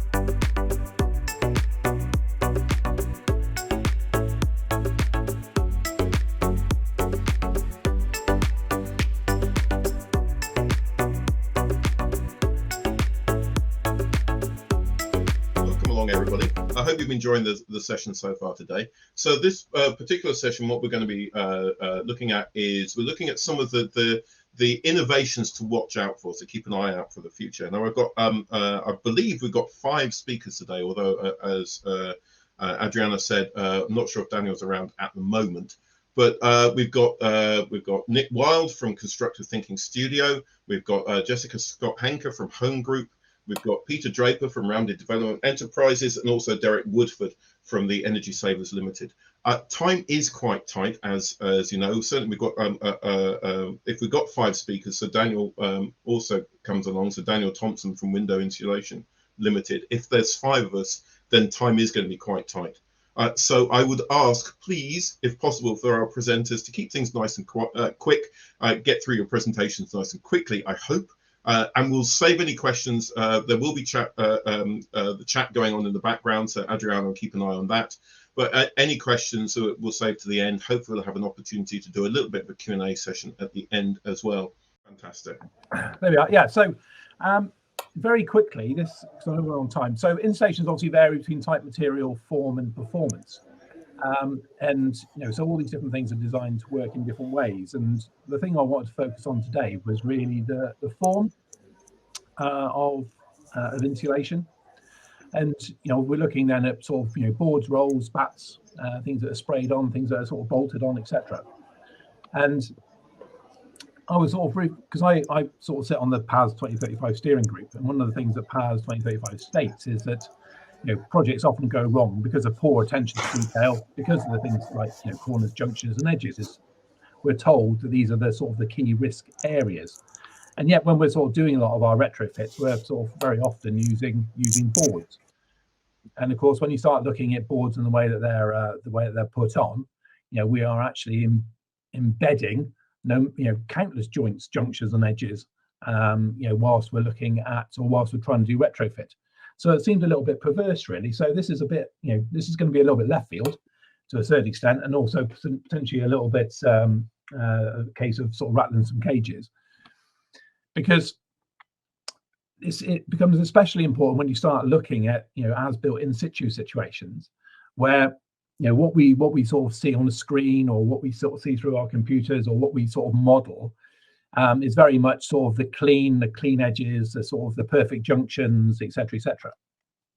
But actually, when you get on site, what you actually find is a completely dog's dinner, really, of about 100 plus years in lots of situations of mistakes and issues, and things that have been used incorrectly or not fitted properly, etc., etc. So this was an image I took late last year, and you'll see again, this was a solid wall property in Cardiff, and this is what we found when we took off the render, because the render was causing no end of damp problems in this particular series of properties. So this was the reason why we were using this sort of approach. But you can see, with those retrofitted windows, lovely UPVC windows, there was massive gaps leading to thermal bridges. Now, that doesn't actually occur in a drawing, but in real life, that's exactly what we found. So for a long time now, I've been thinking, okay, well, you need to sort of look at an insulation that actually doesn't have edges or junctions or corners. And the thing that sort of, to my mind, sort of seems to answer those sorts of questions is insulating render. With insulating render, you don't have any of those things to worry about, because you can go around corners. You're not creating any junctions within the actual wall itself.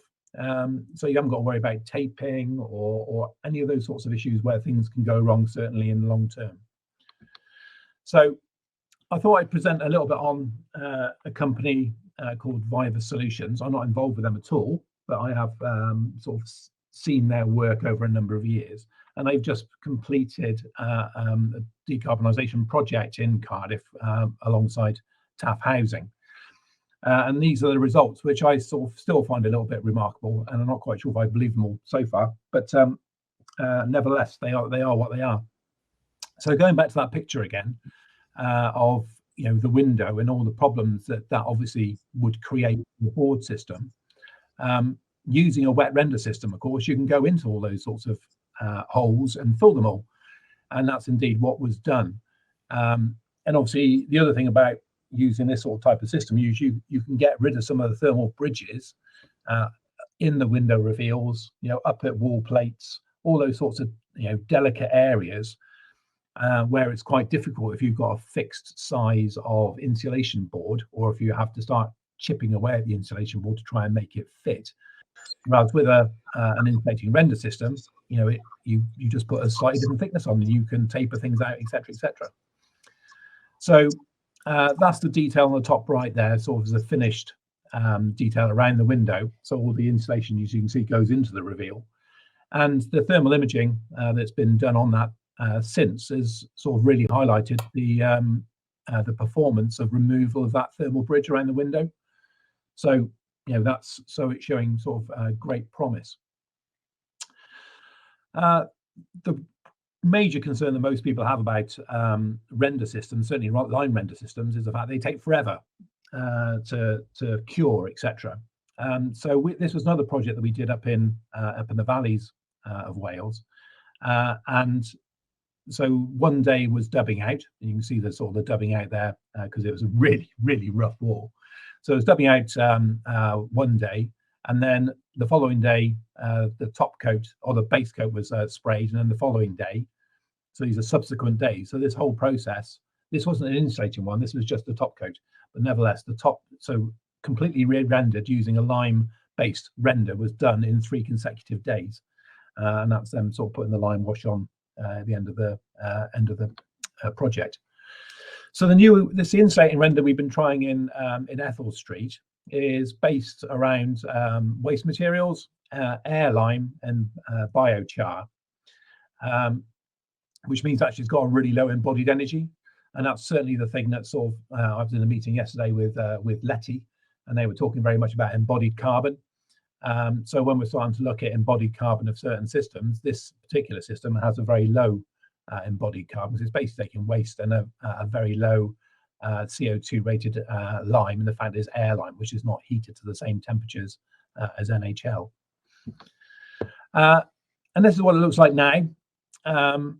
So if you were to look down the street, you could barely see any difference. So those are 2 houses that have actually got the EWI on them, but because they were removing the existing render, which was obviously causing a lot of the problems because it was an old cement render that was on there, actually the difference in depth between the house on the far left and the insulated house on the in the middle is approximately 2 centimeters, because you were basically sort of infilling the difference that you were able to work with because of the removal of the existing renders, which had to come off anyway.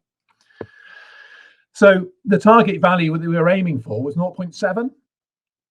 So 0.7 is sort of the outlying U value that's allowed under the building regulations, which not many people work to, but I think it's a really important value because it does mean that you're minimizing thermal bridging problems, and certainly when you're starting to look at a terrace street, that's really important. So we were aiming to do that using a 270 brick wall, then this product thermosec, which is the insulating render, and then a top coat of the diffusec, which is the render that you saw being applied in 3 days, as it were. And then it's just got a lime wash over the top.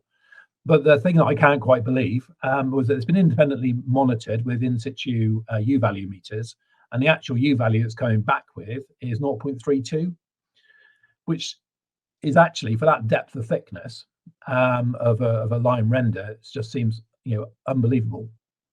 But those are the figures. And the other project, the one I mentioned, where they were just applying the render only, not the insulating lime render, that's got and that's been again independently monitored. That'll be monitored for the next 3 years through Archimetrics, and the moisture content on that is 0.8. So again, it's drying the building out. I thought I'd sort of make a note that there are other options. You've got diathanites, cork limes, etc., but they're all NHL based, which I think has got some implications. So just wanted to finish and say, the original question is EWI good or evil? And for me, it's all about risk, and that's what PAS is all about. It's all about risk. So if you can use the right materials, using whether it's moisture open or moisture closed, the correct ones, and you're paying care and attention to the details, both in the assessment, the design, and the installation, and you're maintaining it correctly, then obviously EWI is then is good, but it's very easy to get it wrong.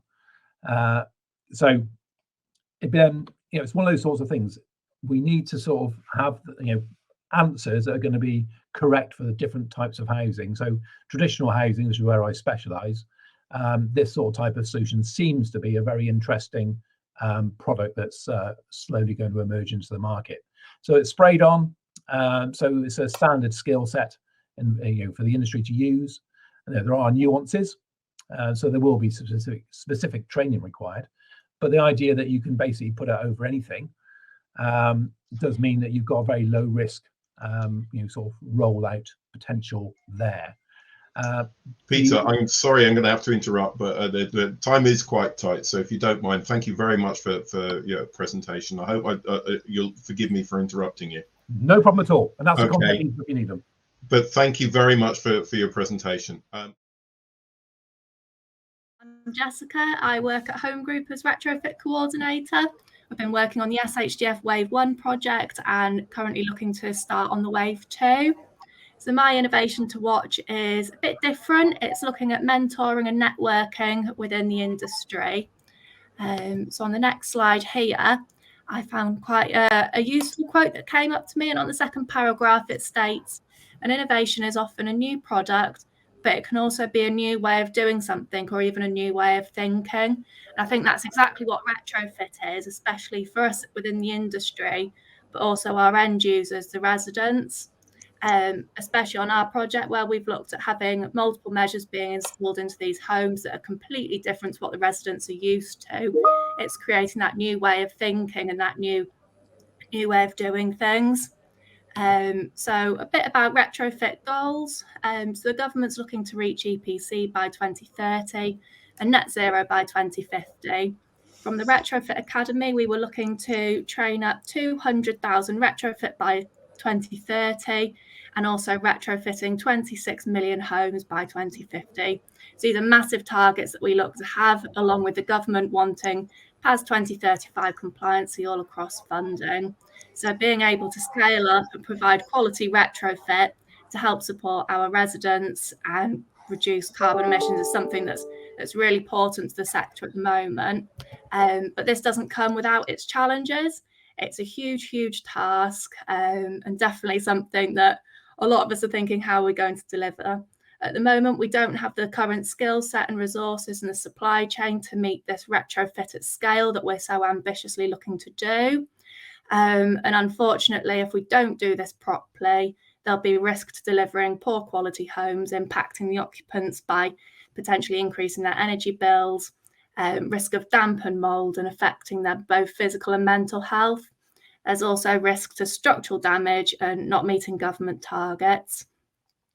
So what's something that's really helped me through delivering SHDF Wave 1 and looking forward to delivering Wave 2 is having that mentoring and networking within the retrofit industry, especially if we're looking to have 200,000 new people within the industry coming. There's going to be a lot of new people or changing the way they work to moving to retrofit.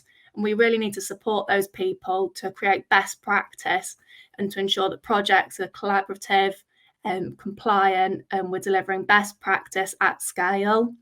So if I go on to the next slide here, my experience with mentoring, I've been working in retrofit now for the past 2 years, working at Home Group, and it's definitely been a learning curve and something that's, once you've done the retrofit coordinating course, actually delivering it on site is a whole completely different ball game. So to have someone there to support you mentoring and understanding each part of the project to make sure it's compliant has been really useful for me. So this has started off from looking at how I developed my PAS 2035 approaches using software, making sure this is accurate to be able to produce my improvement option evaluations and medium-term plans, reporting back to the government, creating better data and best practice. Having a mentor and support within these projects has given me confidence doing site visits and validating that what we are doing is correct. And this leads to better lodgements with Trustmark, understanding how to do it and creating a better, swift process of things. Also looking at networking. I think I've attached my old slides to this, so apologies, there's a few gaps here. But networking through it within your industry and your company. So I work for Home Group, working with the housing managers, the maintenance team, our asset management teams, to really understand like key players within the industry and pull on people who know best to deliver the best projects for these customers. Also working on webinars and listening into like the likes of Retrofit Academy and the Shara. It's helped us find innovation for retrofit along the way. An example of this is at the very beginning of the project when we were looking at doing the air tightness tests, but because we had solid fuel fires, there was a risk of carbon monoxide poisoning for using a blower door. So through going on the Shara websites and working with the Retrofit Academy, we came up with innovative solutions for our homes for what we need. Also, it helps us with engaging with like-minded individuals, better ideas of lessons learned, how to do things better and deliver swift projects. So a bit about our project for SHDF Wave 1. We delivered 90 homes in Cumbria. These were some of our hardest to treat homes within our housing stock. targeting off-gas properties with a full range of net zero solutions, including fabric first, low carbon heating and solar energy. So we've got a few of the pictures beforehand. So as you can see, they're quite old properties in need of retrofitting and renovating. The customers range from elderly customers through to single families, just a wide range of different people. And working with each customer individually, it's been quite a challenge because one customer might be really sharp on the ball with retrofit and others may not. And it's that individual working with them to help create customer engagement and best practice, because of all the measures we can install on these projects, if the tenant at the end of the day doesn't know how to use it and they don't have that awareness and that education that we'll provide them, it's probably going to be a failing retrofit through mold and condensation through to high energy bills and not achieving what exactly we want to. So at the end of the project, we've got some new retrofits here. We've had fantastic feedback from some customers. One on Monday where I did a site visit and the customer was over the moon that they were saving £8 a day on their electricity bills. And it's just really heartwarming to see through best practice, engaging with those people within the industry and having that support through mentoring and networking, that the projects we can complete. And this will help us scale up now to our Wave 2 project of delivering 1,000 homes over the next 2.5 years. So that's my presentation there, and apologies for the late entry on that. Thank you, Jess. Great. Thank you very much, Jessica. Thank you for that, and I'm glad to see that Home Group are having such a success with those projects. That's really good to see. Wonderful. Then I know Derek will come back to you now, Derek. So hopefully you've got a position where you managed to do your slides. So Derek's from the Energy Savers Limited, and I'll hand over to you, sir. There we go. Right, we got there. Sorry about that. Right, so Quatraseal, it's all about increasing the air tightness in buildings. So why would you increase the air tightness of your buildings? Well, according to Carbon Trust, typically 2/3 of the heat generated in a building is lost through the building fabric. So this is a very simple way to address that. It's a rubber-based polymer which forms a bespoke industrial-grade gasket for windows and doors. And here's a section of a box sash. So that's where the Quatraseal has been applied. And there's a section of a hinged unit where it's been applied. So it wouldn't matter how much variation there is in this gap. So if there's a chunk out of the wood, if there's a bend in the metal, the Quatraseal goes in semi-liquid form. So it deforms itself to the exact shape and size of the gap. But we put a releasing agent on the moving part, so all the windows and doors work in exactly the same way as they did before once it's fixed. So it has universal application, so it works on any style or shape of window and door. So that's hinges, pivots, louvers, sliding sash, and it works on any fabric. It works equally as well as on wood, metal, aluminium, glass. We match the colours to the frames, and all the installation is done internally, so there's no scaffolding needed, which makes it very cost effective. And as you can see in the picture at the bottom, there it is being gun applied from inside the building. It's totally maintenance free, and over a 20-year lifetime. We've got many installations where it's still in operation for 20 years. No specialist knowledge is required, as it's fit and forget. You just put it in and people don't even know that it's there.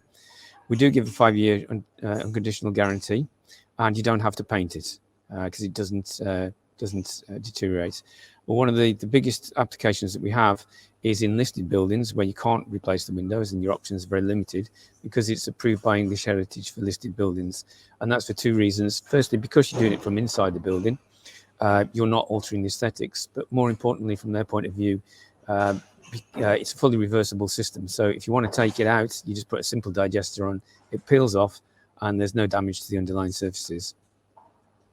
So the energy savings that we get from this, the annual energy savings are up to 27%. And that's based on independent air pressure testing from the Building Research Establishment. If you want more information on that, it's on our website. The minimum lifetime of Quatraseal is 15 years, and we've got that in writing from Ofgem. As I say, we've got many installations which are 20 years plus. And for housing, it was actually awarded innovative product status for both CERT and EAT programs because it came out as 2.4 times more effective than conventional draft proofing, basically because you are filling all of the gaps, whereas conventional draft proofing doesn't. We've been working now for over 30 years, and we've got installed by 150 local authorities, 53 universities, 26 housing associations, 76 hospitals, and literally hundreds of public sector and national trust listed sites.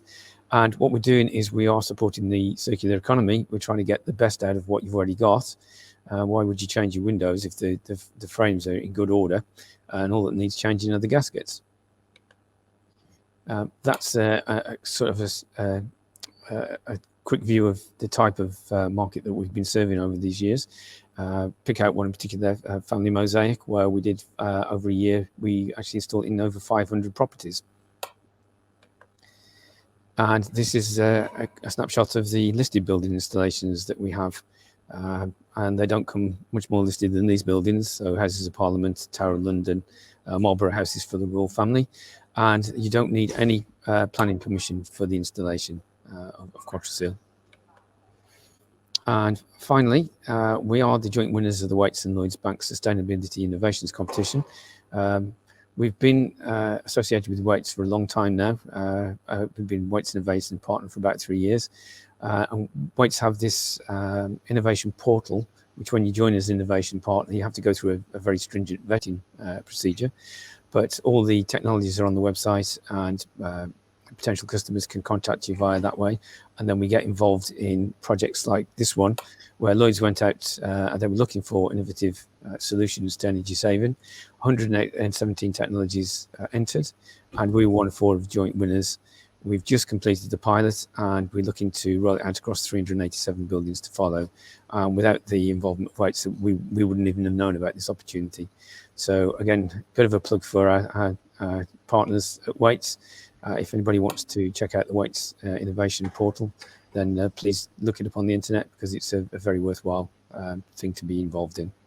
Excellent. That in a nutshell is me.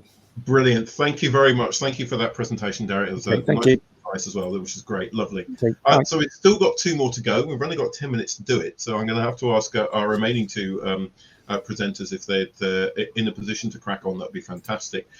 So that's Nick and Daniel got left. So Nick, if you're in a position to run your presentation, that would be fantastic. You can see it. Can we hear you? Nick? Might be audio, but no camera. Can we hear you, Nick? I think you're still struggling with IT on that side, which is I think so. Should we go to Daniel? Yeah, I think we're going to have to. Daniel, if you can bring your presentation up, that'd be great.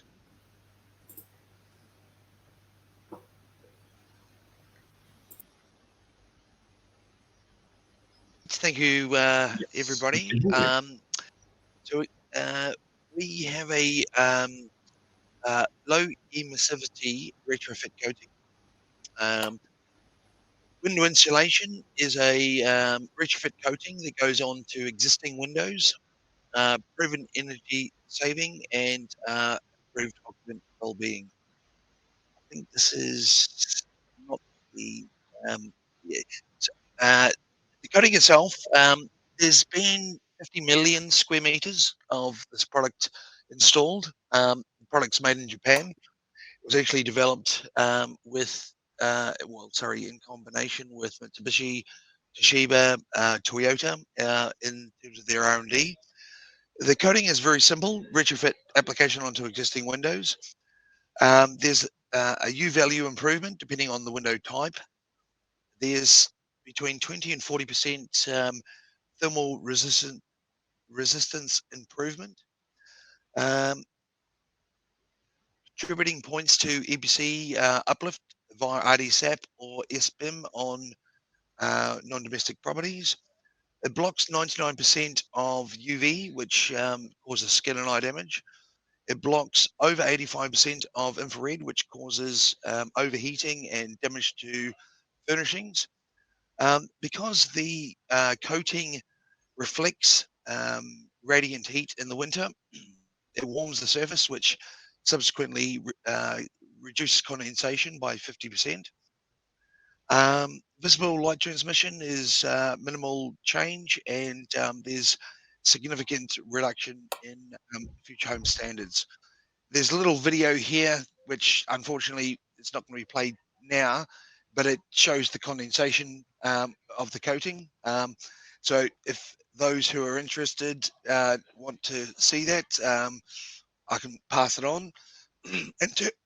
Excuse me, in terms of overheating, this is an example where external temperature was 30 degrees, glass surface temperature was 50 degrees. The difference between coated and uncoated glass temperature was 16.5.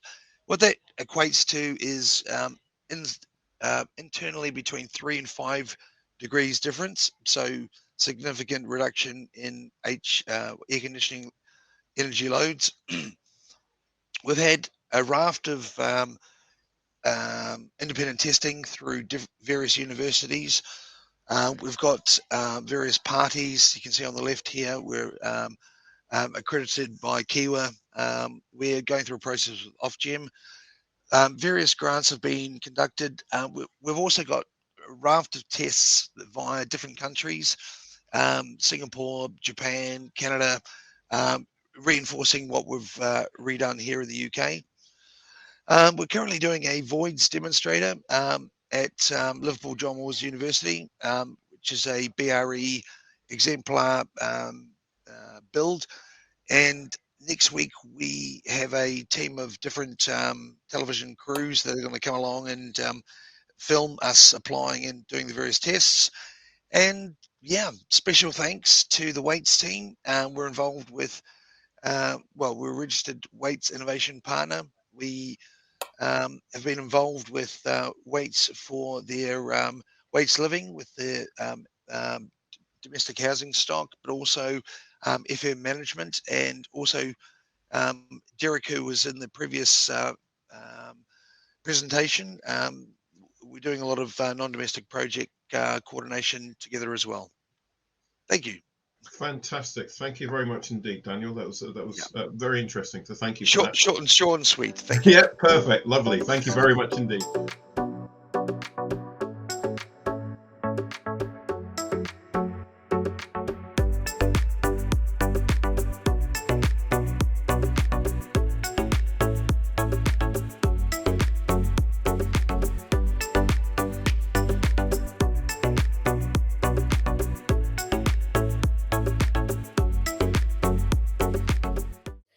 Okay, thank you so much, everyone, for bearing with us, for being with us still. It's 12:31, so over to you, Alan, and your panelists.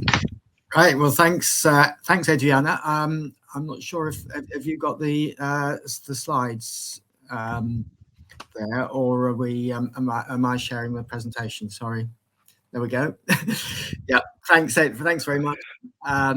Just wanted to introduce briefly the panel. I think everyone's familiar to you, very likely. We've got Simon Flint from Elmhurst. We've got my colleague Clive from the Retrofit Academy, and we've got Carl Harvey from Osmosis ACD.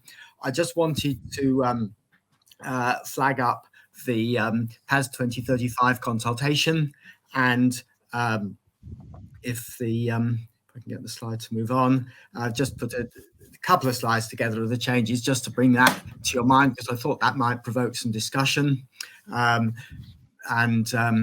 There's 15 major changes, responses and required by 26th of April, so time is running out to respond. But in case anyone's not seen this, there's I've reduced the number of key changes to 8 so they fit on one screen. I'm not going to read them out. They're there so that you can have a reminder in case that stimulates any questions. And I'm going to just go straight to throwing the floor open, I think, for questions, because that's what this session is about.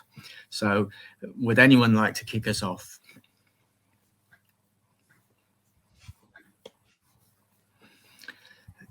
If there's no one immediately jumping, can I ask the panel to if they've got any particular thoughts on on this. Sorry, I didn't pre-warn you I would be throwing this at you, but yeah, Alan, I'm quite happy to jump in there if you like. Thank you very much, Carl. I thought someone would. So if anybody hasn't read it, please do have a read. It's quite a significant change, and these, yes, are the key points. But there's one thing that isn't listed within these key points, but is quite a major change as I see it. There seems to be a significantly greater responsibility being placed on the retrofit designer, but that isn't explicitly stated within these key changes. But lots of these changes have a significant effect on them, and there's something extra that they're going to have to do, and something extra that they're going to actually have to evidence that they have done. Great news for us as retrofit coordinators, but we're still going to have to check that that somebody has covered these points. But yes, major bits about it. Yeah, there's a clarification of the RC role. So there is a requirement now for site visits. There is a discussion that we can have about as to how many of those there should be. There's a significant change to the risk assessment. Effectively, we only have one risk level now, and there's the emphasis has been changed away from single measures to a whole house approach, and part of that is that the medium-term improvement plan has actually been specifically required now, where the current version it was actually only an option. So that's covered some of the points that I've picked up from it. I'll let anybody else make any comments if they wish to. Yeah, I'm happy to jump in there. I think, I mean, certainly from our point of view, any move to improve quality has got to be a good thing, and there's certainly some changes proposed in here that will improve quality overall. I think the coordinator mandating site visits is a good thing. I struggle to see how a good coordinator can do this role if they don't visit site. I'm sure all the participants of this call probably would support that and do the right thing for the right reasons, but I'm sure equally you are aware there are coordinator services out there that offer a desktop solution to this, and I don't think that can ever be the right thing to do. And hopefully that will try and at least eliminate an element of that out of the role. The level 3 award mandating that for everybody. We're still not sure about that, if I'm perfectly honest with you. I think designer, probably coordinator as well, absolutely. The assessor obviously is a data collection role essentially, and I think there's probably an argument that says let's look at beefing up the existing training for retrofit assessors to include the elements within that course that are appropriate to them, but maybe they don't need the entire qualification. I'm open to be not exactly challenged on that, but to discuss that with other people, because I know there is quite a strong body of people that suggest everybody should have that qualification. I think the issue, I mean, I'm assuming there would be some sort of phased introduction, because if you suddenly make that mandated on July the 1st, a lot of our industry is going to stop stone dead, because the volume of people who actually have that qualification is relatively small compared to the number of retrofit assessors and coordinators out there. And expanding the scope of that to say that's actually now required because of the historic significance changes as well, and the change of that definition, to say that is now required for all solid brick, stone, pre-1919 properties. That's 20-30% of our housing stock, and suddenly that's going to take one of two things will happen.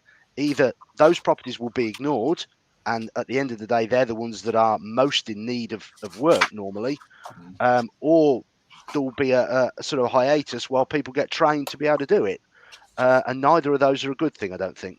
So I do think we need to look at how that's going to be managed and implemented, perhaps. Yeah, I think there is one of the things they're asking for in terms of feedback on the consultation is how long is needed in terms of notice before things. Yeah, before definitely. Yeah, definitely. So that's certainly something that people can feed back to. I think there would have to be more training provision introduced into the into the marketplace. If we're going to make that mandated for everybody, we've got to increase the training opportunities and the availability of trainers and that, because certainly last time I looked, it was a fairly limited pool of people that were offering that course. Yeah, I think... Alan, I can just add that from some conversations that I've been privy to, I'm understanding that they're actually wanting this to come into effect fairly quickly, and within a 2-3 month sort of period. And the reason for wanting that is so that current government funded schemes that we're operating under, so such as the SHDF that's had some extensions to it, can be completed under the current version of PAS 2035. But any of the new schemes, the new funding, whether it's the new HUG schemes, SHDF Wave 2.1, can be started under the new PAS 2035. So I'm being led to believe that they're pushing quite hard to try and get it introduced sooner than perhaps we are quite ready for. Yes, but I understand how it would fit with those schemes. I think 2 or 3 months was what I anticipated as well, until a comment that Simon just made that made me think that maybe that's not going to be possible. But perhaps some of the requirements could be staged, perhaps. Maybe. But I think you're right that there has been a shortage of availability on that level 3 award course. We will very shortly be offering it, so that will hopefully help. Definitely, it will do then. Yeah, absolutely, it will. So, Clive, do you want the opportunity to chip in? I was just going to say I was very interested to hear what Simon was saying about with regard to whether or not the retrofit assessor should be looking at the level 3 award. We're expecting the assessors to get out there and do a significance assessment on the properties. So they do have the simple checklist that's at the bottom of PAS 2035 that they can work through at the moment. I think it would be useful. I can understand the argument why it wouldn't necessarily be required, but I think it would be useful because when we go out and do our retrofit assessments, we need to be aware of some of the restrictions and limits as to what potential measures could go on here. Because yes, we're gathering data, but we're also getting a bit of a critical eye on the kind of information that our retrofit coordinator needs to know about. And so if they've already got that information in terms of what the level 3 award is saying, in terms of the measures we could potentially put onto the traditional constructions, I think that would enable the retrofit coordinator to have that data up front. So they've got those details to hand already. So that's just why I think there's this thought process around having the retrofit assessors also having this level 3 qualification. Yeah, don't get me wrong. I'm all for improving quality, both in training and knowledge. Having studied what the content of that course, I do see it as a bit of a stopper if we're not careful, particularly if we're talking about a 2 or 3 month time window. And I wonder if there's elements that could be taken out of the course that would upskill the retrofit assessor where they need to be without going overkill and giving them the additional level of data that probably the coordinator designing certainly a designer needs to be fully aware of how that property is going to react to improvements. But whether the assessor needs that as well, it's a nice to have, definitely. But is it an absolute must have? I don't know. I think it'll be interesting to see what the feedback from the consultation is. I would certainly urge everybody who's got a vested interest to read it and respond, because Elmhurst certainly are all over these types of consultations whenever they come out, and we will always publish a response. We'll always tell our members that we're going to respond, and these are the headlines of our responses.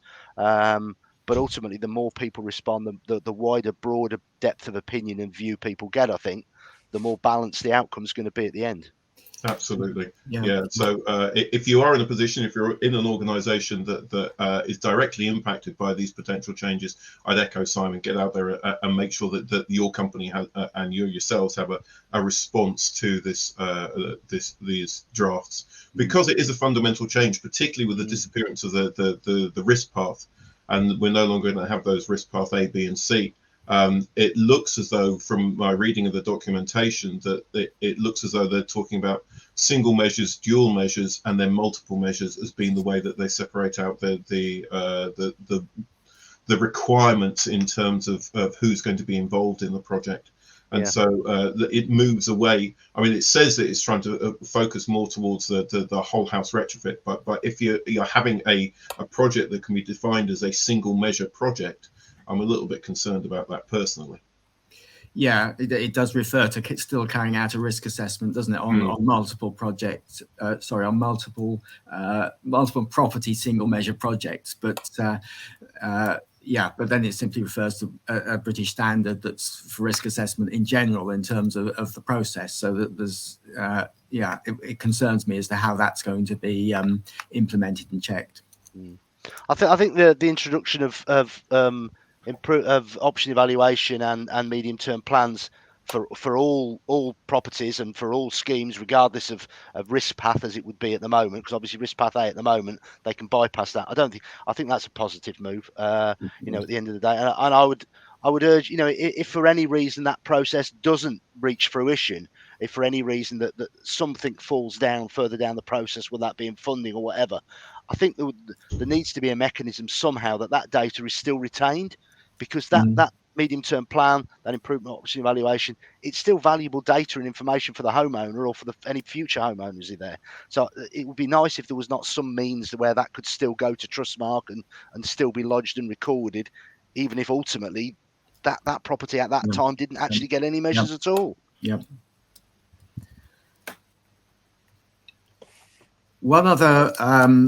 One other thing I picked up from the consultation was that it appears to me, anyway, if I've read it correctly, that there's no longer a reference to undercuts on internal doors. Does anyone have any thoughts on that? Is that a good thing, or is that a concern? I thought it was still required as part of approved document F, but I will go back and have a look at that may be where that's picked up, but it's definitely not. I'm pretty sure it's not specifically in Annex C.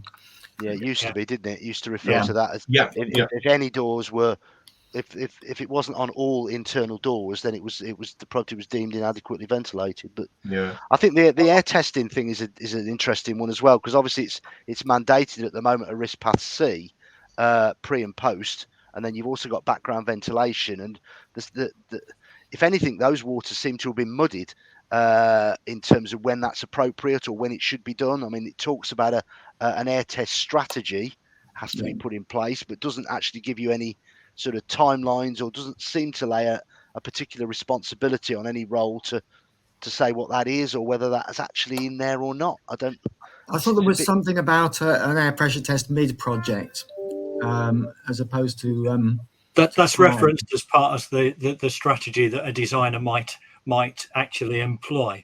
But but the might is the key word there, isn't it? Might, absolutely. Where it was mandated previously. Exactly. There's no mandate, so suddenly they're not. You know, in the real world, these things aren't going to happen if we're not careful. Yeah, but I find the air tightness one an interesting one because it's not really something we focused on too well. And even if we do have a strategy, the issue I see is that the post-installation EPC that we produce isn't able to accept an air tightness, or doesn't have an air tightness within it. So it's not actually, whatever we put in a strategy, whatever we install, isn't going to be reflected in the post-installation EPC. So I find that one quite interesting. But coming back to the door undercuts, I think one of the things that I read into it was that there is a lot closer alignment with PAS 2035 and approved document F. So whilst they, and I can't say for definite whether they have taken out the reference to door undercuts, certainly we're supposed to be taking or undertaking an assessment that is ties in with approved document F. And approved document F specifically mentions door undercuts. So whilst the specific reference may have been taken out of PAS 2035, I'm encouraged by the fact that it's referencing approved document F, which is going to allow us at the completion of a project to actually be able to say we need certification that this project has is now compliant with the approved document F. So I see that as being a real good benefit to this. Yeah. I was wondering if we could maybe invite a question. We've had Ian waiting a while with his hand up, so sorry, I'm just going to get. That's fine. We're quite happily chatting amongst ourselves. You mean someone else wants to join in? Ian, over to you if you're there. It's spinning. It's obtaining his microphone. There we go.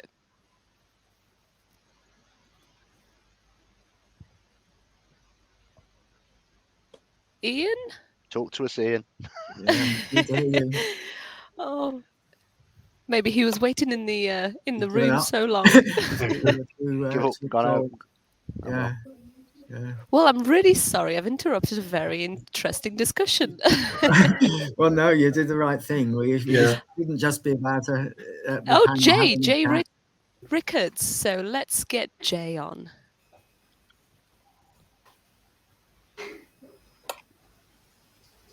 Hello. Hello there. Hello. Hi there. Nice to meet you all. My name's Jay. Bit of background is I work for an installation company which we manufacture cavity wall insulation. I go to a lot of retrofit projects that's having cavity wall insulation installed, but before that they're having an extraction. I am seeing very poor extractions being taken place, and these jobs have been signed off and ready to go. What's happening after is there's thermal bridging problems and thermal bypass issues happening.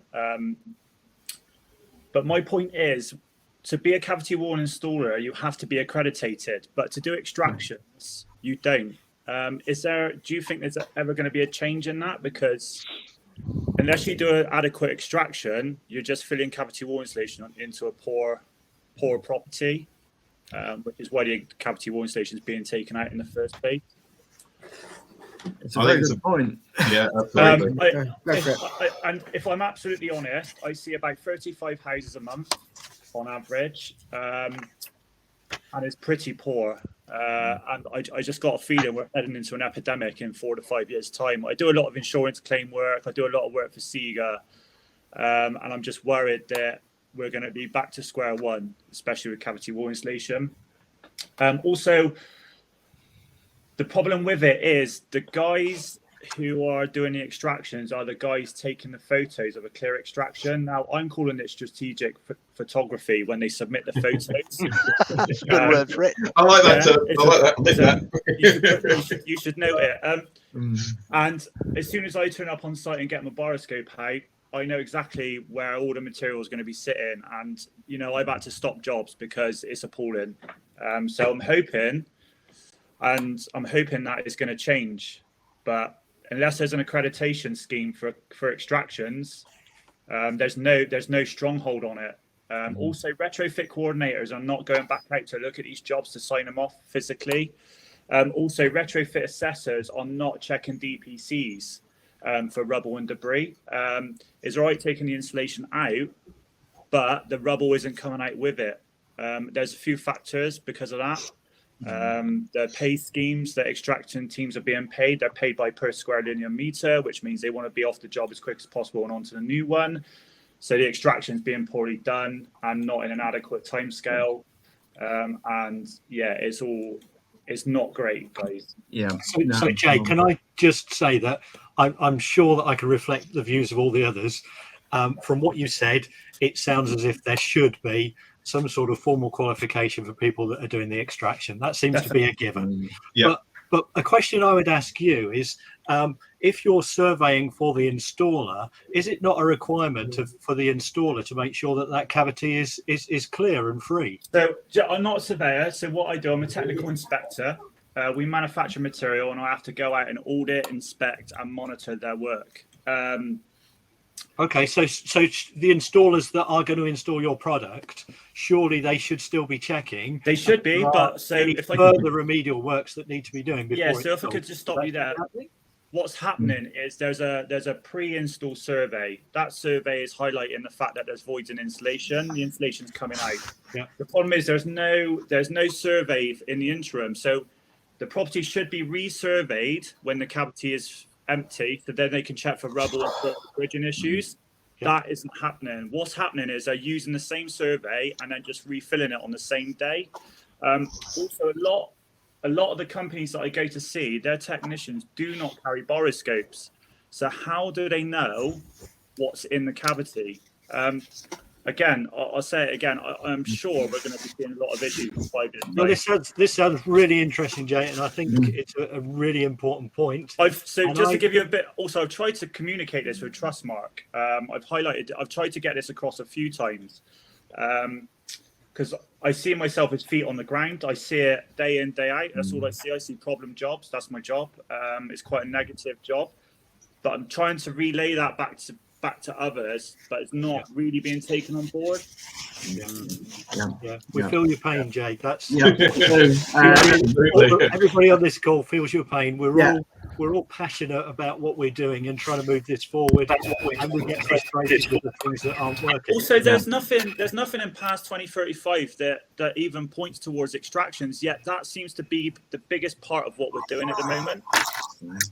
I think I'm a retrofit coordinator, and if I'm dealing with a property that's got a filled cavity, the problem that I have is I can't see what's in there. Exactly.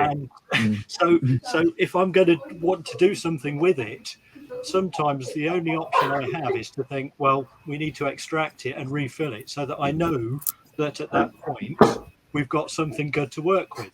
And I see that as we move forward and we're considering whole houses, and we want to do more than just consider the standard U values that we have for cavity wall or for EWI. We're going to start sticking at some point EWI on cavity filled properties. Then we're going to need to be assured that those cavities are filled properly, because if they're not, we're just building in even more issues. So what you're saying to me is really, really crucial. And yes, it is something that it's difficult. It's really difficult. It's difficult for a retrofit coordinator because you're not on the ground, and I know you are supposed to go out, but realistically, extractions are being done every single day at 100 and 100. You can't go to check it, and it's unfair on the RC because you're already going on what images given, and it is cheeky. They are strategically taking pictures. They're not taking above window heads and above door lintels because they know that the pipe is thanks, Jay. Thank you so much for that, Jay. Do you mind if we move on a little bit? Of course, Very important point. Thank you, Jay. Really relevant. So did we have Ian? I saw him appear on the screen. Yeah, he appeared. Oh, there he is. And there he's gone. And now he's gone again, is he? And now he's gone again. We can definitely hear something coming from Ian's microphone. It's probably other people, though. You think it might be?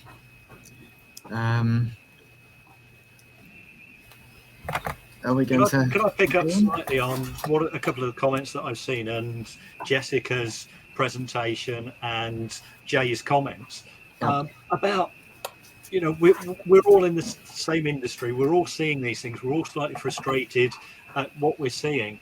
We need to be able to, as an industry, be coming together better to be able to highlight these issues and be able to move them forward. Because at the minute, as Jay was saying, well, you can try and talk to Trustmark, but we, as an individual, they don't even want to listen. Even if you do have a conversation, they really don't want to do anything about what we're saying.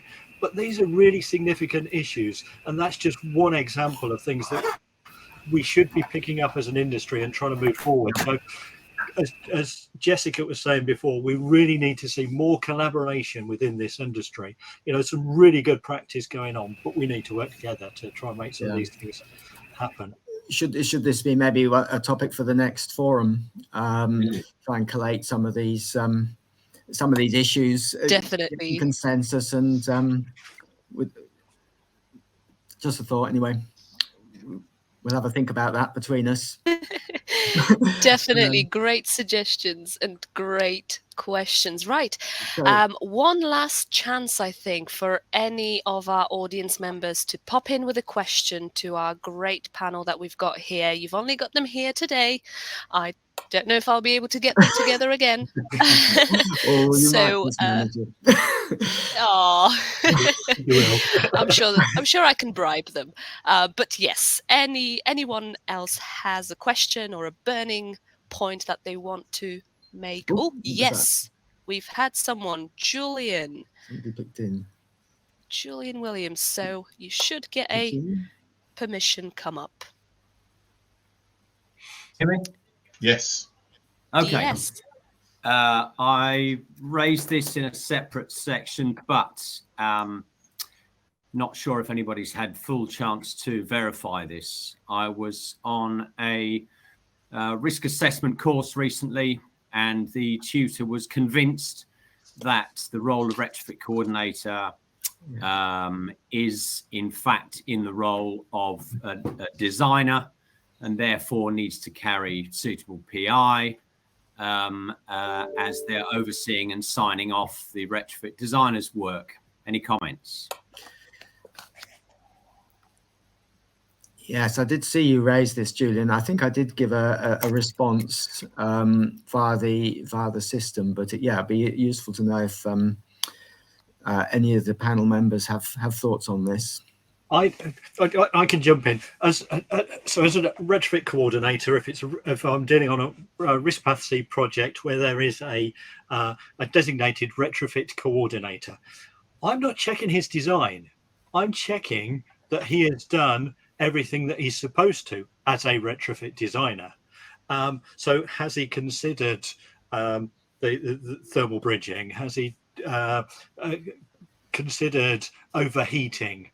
And that's really what my role is. So I'm not a designer. I'm checking that the retrofit designer, the professional person that's doing that role, has covered and done the things that he's supposed to do within the project. Now, there is a question about, and I'm slightly out of my depth here, when it comes to local authorities and retrofit design and having to have a principal designer for specific projects. I think that's a different thing to talk about rather than your standard retrofit designer, whether a retrofit coordinator has to be insured as a retrofit designer to check it. I don't think that's true. I think we're just making sure that they've covered the bits that they're supposed to be, but we're not taking on responsibility for that design. So I don't believe that you have to have insurance for design as a retrofit coordinator. Unless you were doing a risk path B and you're actually doing the design, but if it's risk path C, dedicated retrofit designer, I don't think you need to. I don't know whether any other panel members have got a view on that. I mean, that's my thinking as well. I'd be interested to hear, Julian, were you doing our assessment course, or are you doing a one through one of the accreditation authorities? It was a professional construction course over several days. I'll look up the qualification shortly, the certification shortly. But my key point really is, can this be verified by construction legal? I wouldn't want to see somebody falling down a deep hole and getting in real trouble. Yeah. Was it linked to CDM regulations, or was that, am I getting confused about that? It was, yeah. Yep. So my understanding is that is a completely different body. That's completely different to the retrofit designer under PAS 2035 and the retrofit coordinator under PAS 2035. I think it's a different person. Completely different beast. I did some research on it when your question came in, Julian, and it's not recent enough for me to have it in the front of my mind sufficiently to respond that right now. Okay, so where do we leave it? Well, I'll follow up on it, but because I'll somewhere have a record of when your question came in before and where and my response. And I'm sorry if that hasn't got back to you. Then I'm pretty sure I saw the response. I still feel uncomfortable. I feel like I'm between a rock and a hard place, because this tutor has done very many courses and was absolutely convinced that my description of the RC role meant that they were classified as a CDM designer, not the principal designer, but in a design associated role, and therefore at risk. Yeah, so it's going to need some legal advice, isn't it? By the sound of it, some legal. I honestly think so, and I wouldn't want to put anybody to extra expense and time, but I just think this is a potential pitfall that I wouldn't want to see anybody go down. Do you have any thoughts, Simon, from the accreditation scheme point of view? You're on mute at the moment, Simon. How do I unmute you? How do I? Yes, you're there. No is the simple answer. You're outside of my skill set and knowledge base there, really. I think from an observer sort of perspective, I would say that anybody who does any design work needs to do it within the competencies of their own ability. I mean, I've always thought it's a bit of an anomaly where a coordinator can be a designer. A coordination qualification, correct me if I'm wrong, doesn't suddenly enable you to be able to be a designer. You need all the skill sets, you need all the knowledge as well. Just because you're a qualified coordinator, you can't therefore rush off and do all these designs. I think everybody needs to work within their knowledge base and within their level of experience. And certainly when you get onto Risk Path C, PAS is quite clear. The specific qualifications that are mandated and required. In terms of the insurance that goes along with those, yes, as a coordinator, you have to have additional PI and PL insurance cover. The schemes will insure that. The schemes have to see copies of that insurance before we'll accredit you. But the wording is quite specific, and the wording only says within your role as a retrofit coordinator. Doesn't go on to ask for design. So again, I think legal advice is where we need to go with that to get some more professional guidance. I wouldn't want to tell anybody they're covered, and suddenly 6 months' time they come back to me and say you told me, and they're not. I don't think anybody wants to give incorrect advice. I'd sooner say I don't know and let's go and get the advice. Yeah. So it's just a case of who organises that and pays for it, I guess. Yeah, absolutely. So we maybe need to have a discussion on that between us at some point. I'm conscious of time. Great. Yes. So we are 5 minutes over, but it was great to get some audience discussion involved. So thank you very much to those who have participated for all your chats, all your questions. As a reminder, yes, they will be answered by the speakers and the panelists, and they will be uploaded onto the Careers Hub. So just before you go, I wanted to give you another reminder to make sure you use our Careers Hub to your advantage to find out more, meet the employers who are employing, and if you are looking for that next step, definitely check out the jobs section. So here it is. Here is our lovely lobby. You can go onto the employers and you can have a look at all the employers we've got on there. We are adding new ones constantly, so you will be able to see opportunities from many more.